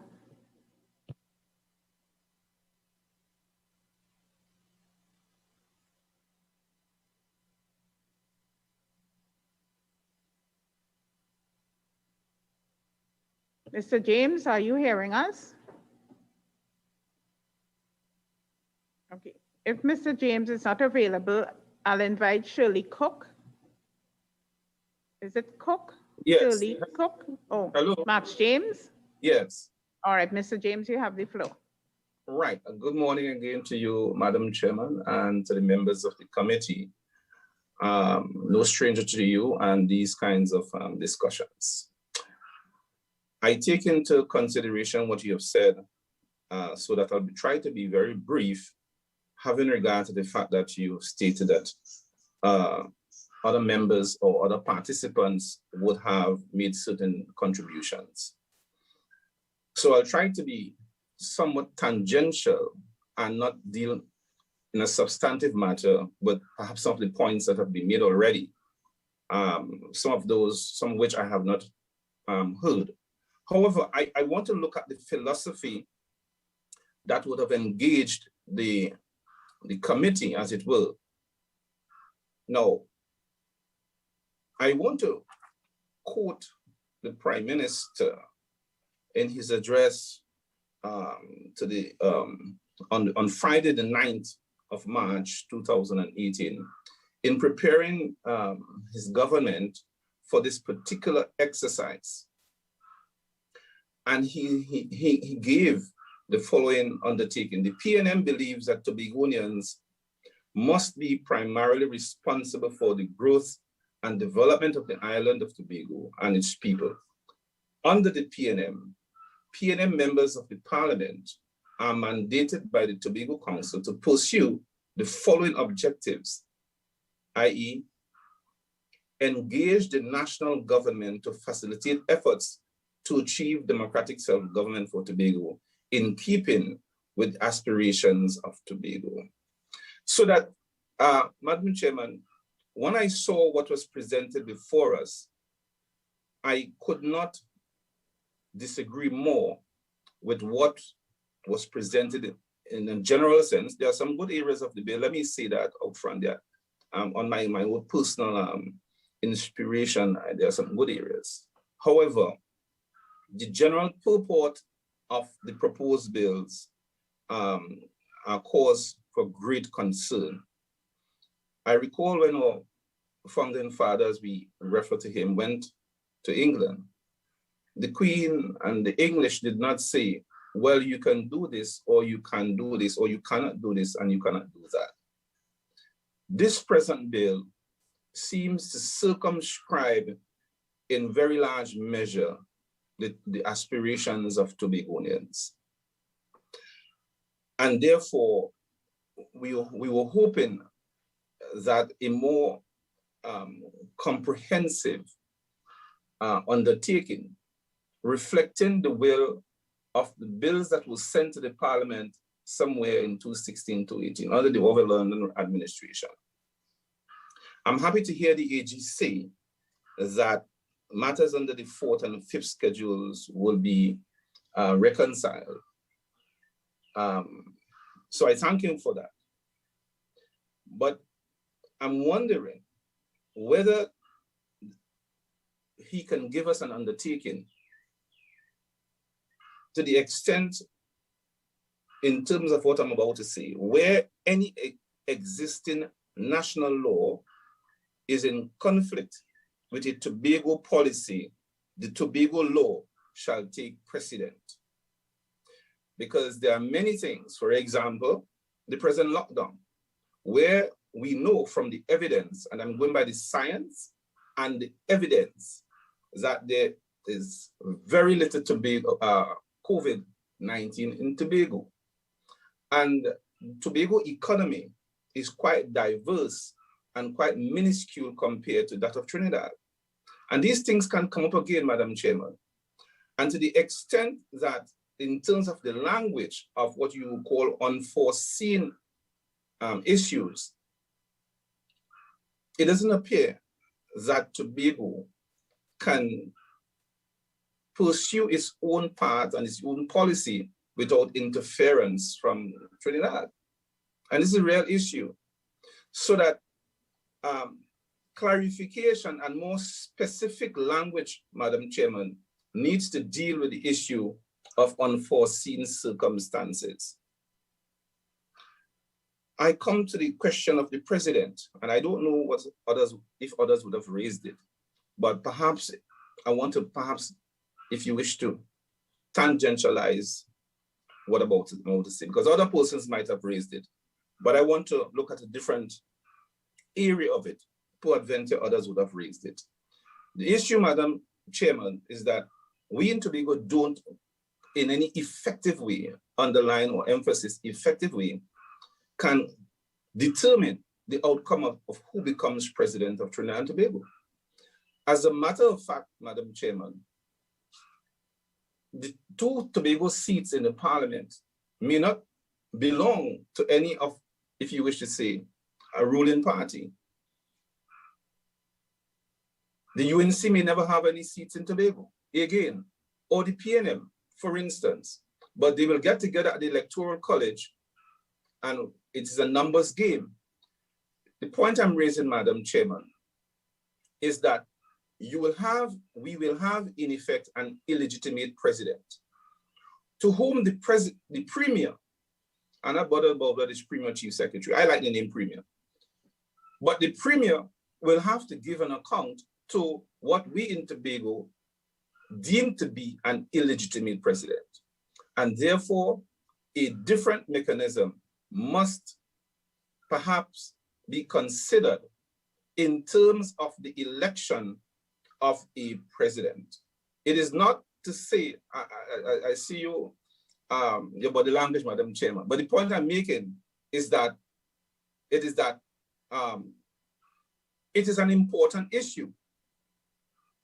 The country is not Trinidad alone, and the country is not Trinidad alone to determine where there's certainly very important matters that also concern the aspirations of Tobagonians, where we will in fact, by virtue of numbers, have an illegitimate president. Madam Chair. Madam Chair, might I just... Member de Freitas, you have the floor. Thank you.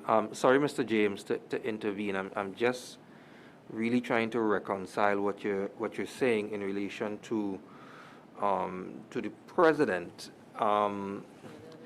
You know, I said this yesterday that it is the Parliament of Trinidad and Tobago, which Tobago is represented.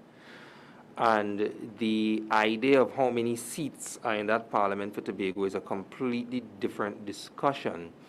But the fact still remains that Tobago is represented there and therefore does have a say by way of a vote in relation to the Electoral College and the choosing of a president. But how do you turn to say that the president of the Republic of Trinidad and Tobago is illegitimate when Tobago has had a son of the soil in that position already? Given the fact that you're saying that it's just 2 votes in an Electoral College, we've still had a Tobagonian as president. So it can't be said that it's illegitimate, and I would just say I won't agree with that because we've had Tobagonian representation in the choice and we've had Tobagonian representation in the position of president. The fact that we have had, thank you, Mr. De Freitas, the fact that we have had a Tobagonian as president does not remove the whole question of illegitimacy. Whether it's Tobagonian or Trinidadian, in fact, I may perhaps prefer a Trinidadian as president, even if someone is proposed from Tobago. It doesn't remove the illegitimacy question. What is important is the process. perhaps if we were to say, what are the two seats in Tobago? If we talk about equality of status, and that's where my comments. Mr. James, Yes. if I could just bring you back to what we're here to discuss, that would help us. Because remember, we're not here to discuss the legitimacy or the illegitimacy of the president or the mechanism for selecting the president or electing the president. So if I could just try to bring you back to what we're here to discuss, I would really appreciate that. Yes, Madam Chairman. But the point I want to make, I wouldn't go against your wish. We understand your point, Mr. James. Yeah, If you could move on to another point, I'd be appreciative of that. Thank you so much. I'm so guided, but I just want to tell you that I made a point in the context of the Premier having to report to a president, which we have really in effect no effective say. And that's why I figured that it's yeah, we understood that point. Thank you.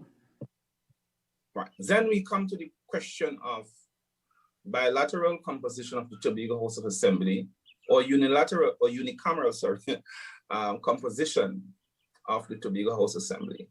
I believe that another mechanism or an amendment to the proposed law should in fact promote the ascendancy of a bicameral system, if only for the question of checks and balances be available, so that my preference is for a bicameral system rather than the unicameral system as proposed by the present legislation. Then I come to the question of state land issue. We are concerned, in the groups to which I belong, we are concerned, Madam Chairman, that the state of Trinidad and Tobago can appropriate land in Tobago for a national purpose for which we don't agree. I don't know whether there is some kind of mechanism for determining the appropriation of state land in Tobago. Because what it is saying is that, in effect, we don't agree with perhaps what, and you said you were the minister responsible for national planning and all of that. We may not disagree, because do we have or will we have an equality of say in what becomes national policy to which we will be circumscribed in the first place?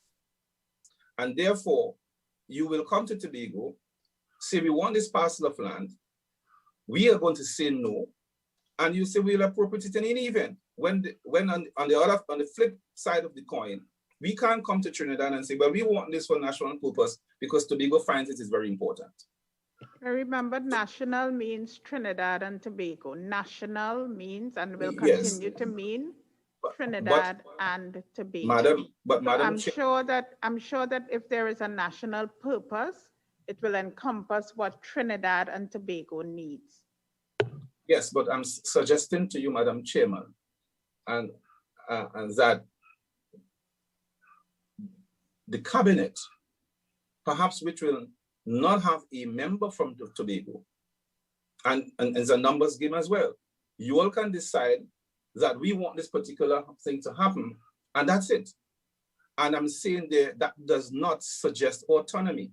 That suggests an imposition if indeed we find that it does not suit us here in Tobago. And that's a position we need to look at.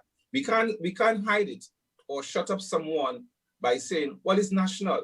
I'm not saying you're shutting me up. I'm saying we can't shut up a voice that says we don't agree that that is national or that should comprise national. And because the cabinet says it's national, then it goes.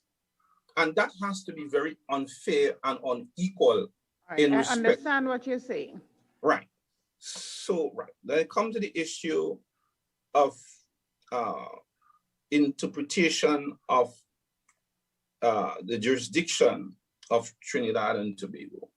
If I say to you, Madam Chair, Mr. James, as you know, we have traversed this point on several occasions. No, I'm not going there. I don't think, Mr. James, I'm not arguing with you, but I'm just saying that we have traversed this point on several occasions. And I promise you, Unless Madam, you're coming with a very unique point. and that's what I'm going. That's All where right, I'm let going. me hear, let me hear. I do promise, Madam Chairman, I'm not going there.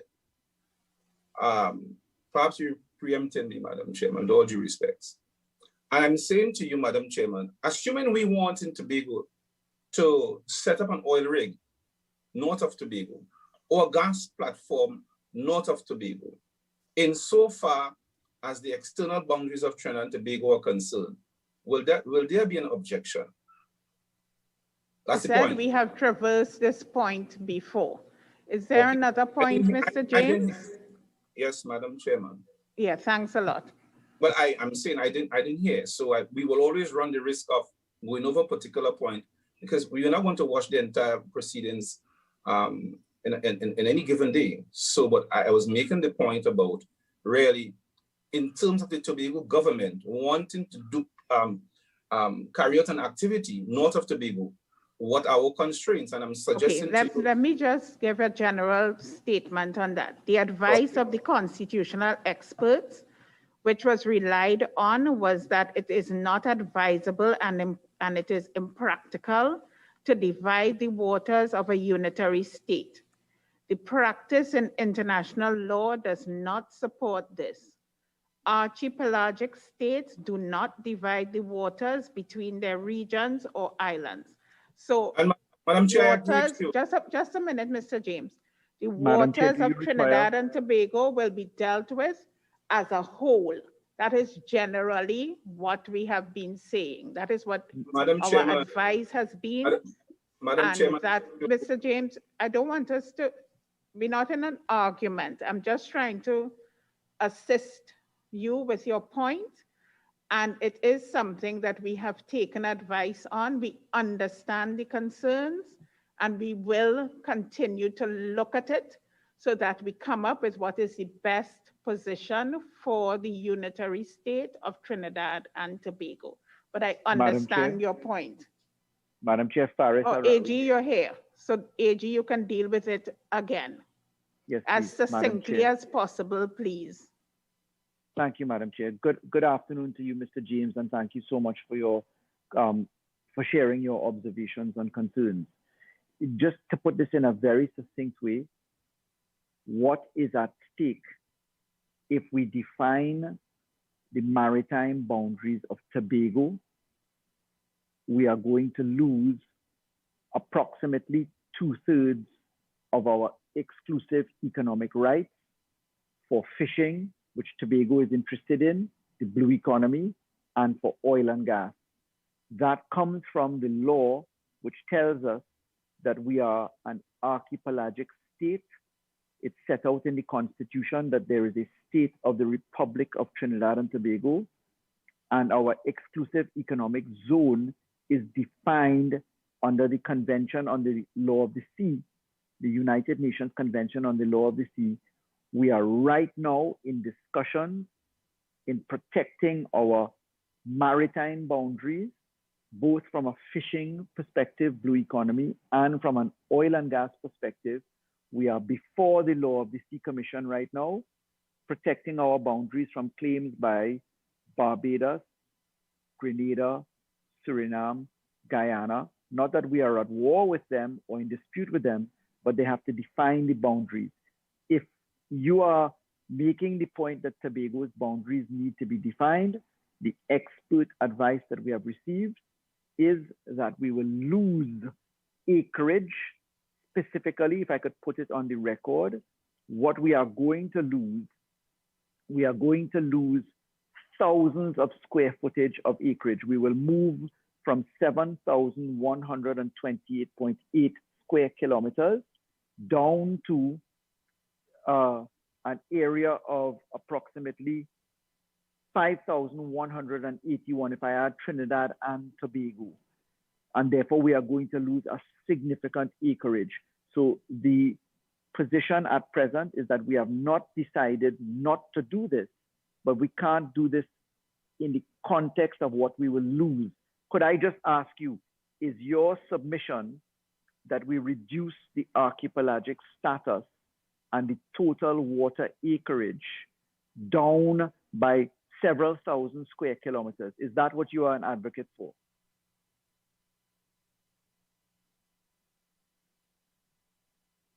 You're on mute. Mr. James, we see you speaking, but no sound, so you're muted. Mute, yes. Thank you, Minister AG. I am not saying, I don't know what the chair is hearing, but I'm not saying that we want to redefine Tobago's boundaries in relation to Trinidad. What I'm asking, I want to be succinct and clear as you, if the government of Tobago decides to drill and set up an oil rig or a gas platform, what does the committee, how does Trinidad feel about that? That's a different issue as opposed to the boundaries of Tobago or the boundaries of Trinidad. I agree with you and what your experts have said. What I'm asking is an authority to develop each question. So that's what I'm putting before the committee. I don't know if you understand or you hear me one time, Mr. AG. Understood. I can answer that quickly. It will be a decision for Trinidad and Tobago. I'll give you an example. If I take it now to the Loran Manatee gas field, which is in the south of Trinidad, where Venezuela and Trinidad have a unitary arrangement. Two-thirds Venezuela, 1/3 Trinidad, or 75%, 25%, depending upon how you look at it. If we were to take it that way and separate out these positions, then if we apply it the way that the question leads itself, then Tobago is alienated from the southern fields. This is a decision, the economic exclusive zone is a decision for Trinidad and Tobago. What the financial mechanism set out in the Constitution will result in is that Tobago will always have the light of day on its submissions. It produces its budget. It says what its claim is. It says if it wants more than the percentage, let's say it wants to move from 7% to 20%, all of that becomes a public document upon which there is public advocacy. So it is dangerous for us to say that the Republic of Trinidad and Tobago is Trinidad, because that keeps coming up. People assume that Tobago is not part of the state, and that is not correct. Tobago is a part of the Republic of Trinidad and Tobago.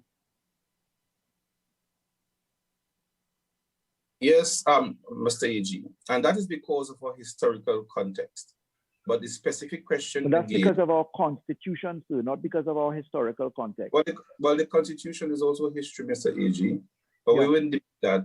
But the point I'm making, it is historical.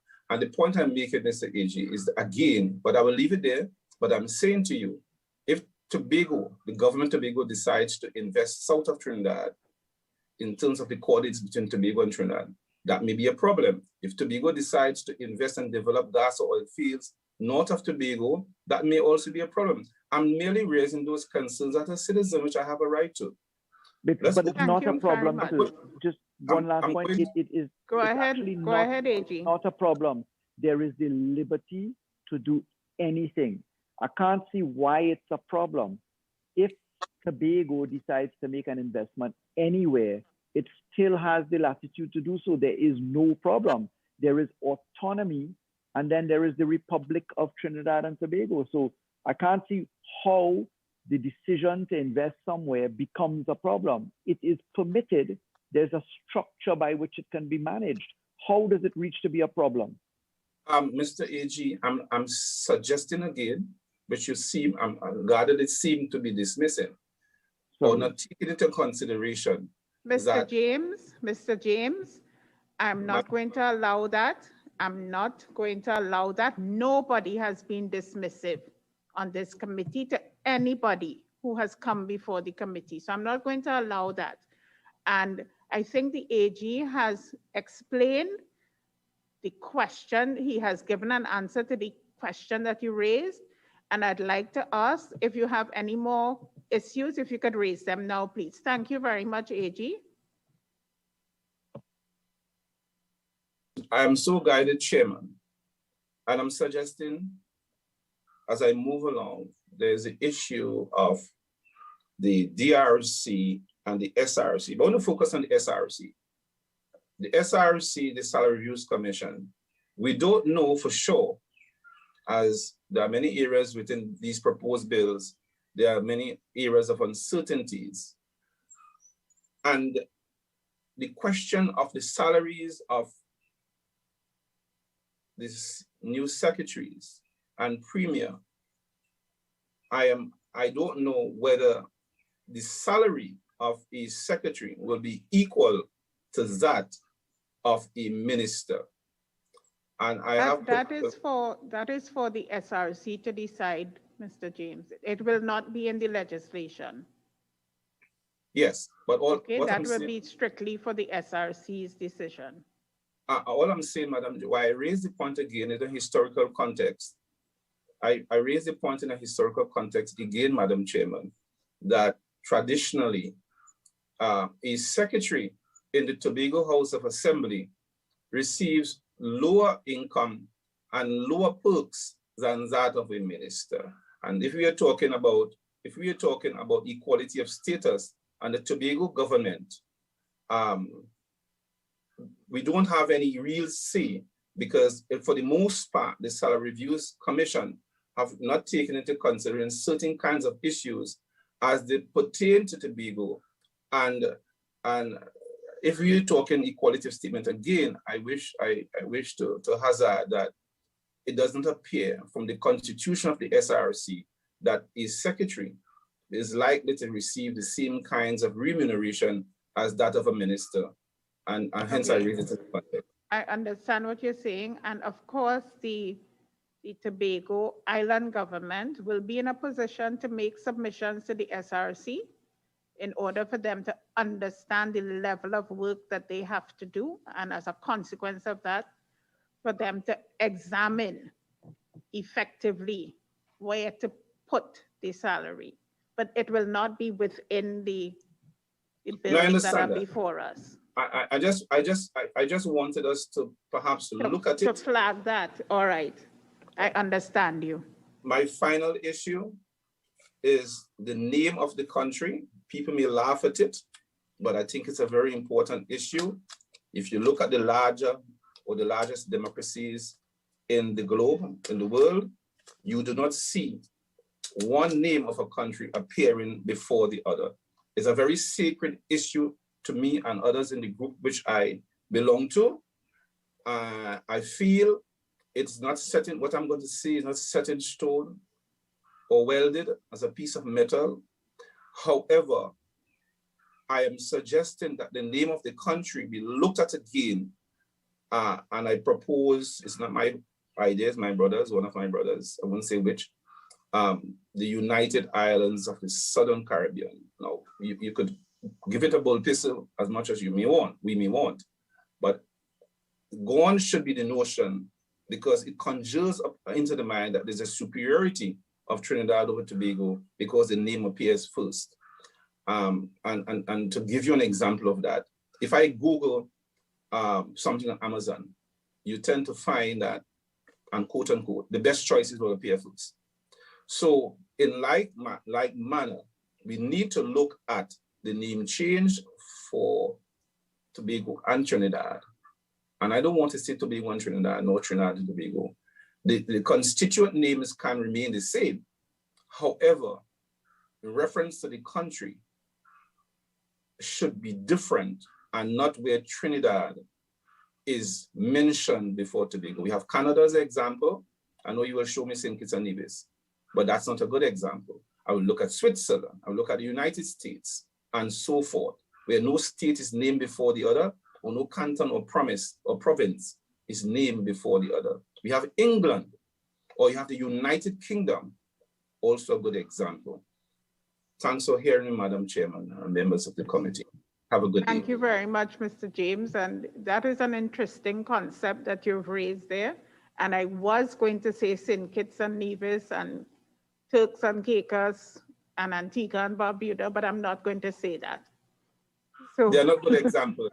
You're very welcome, and thank you very much for your submission.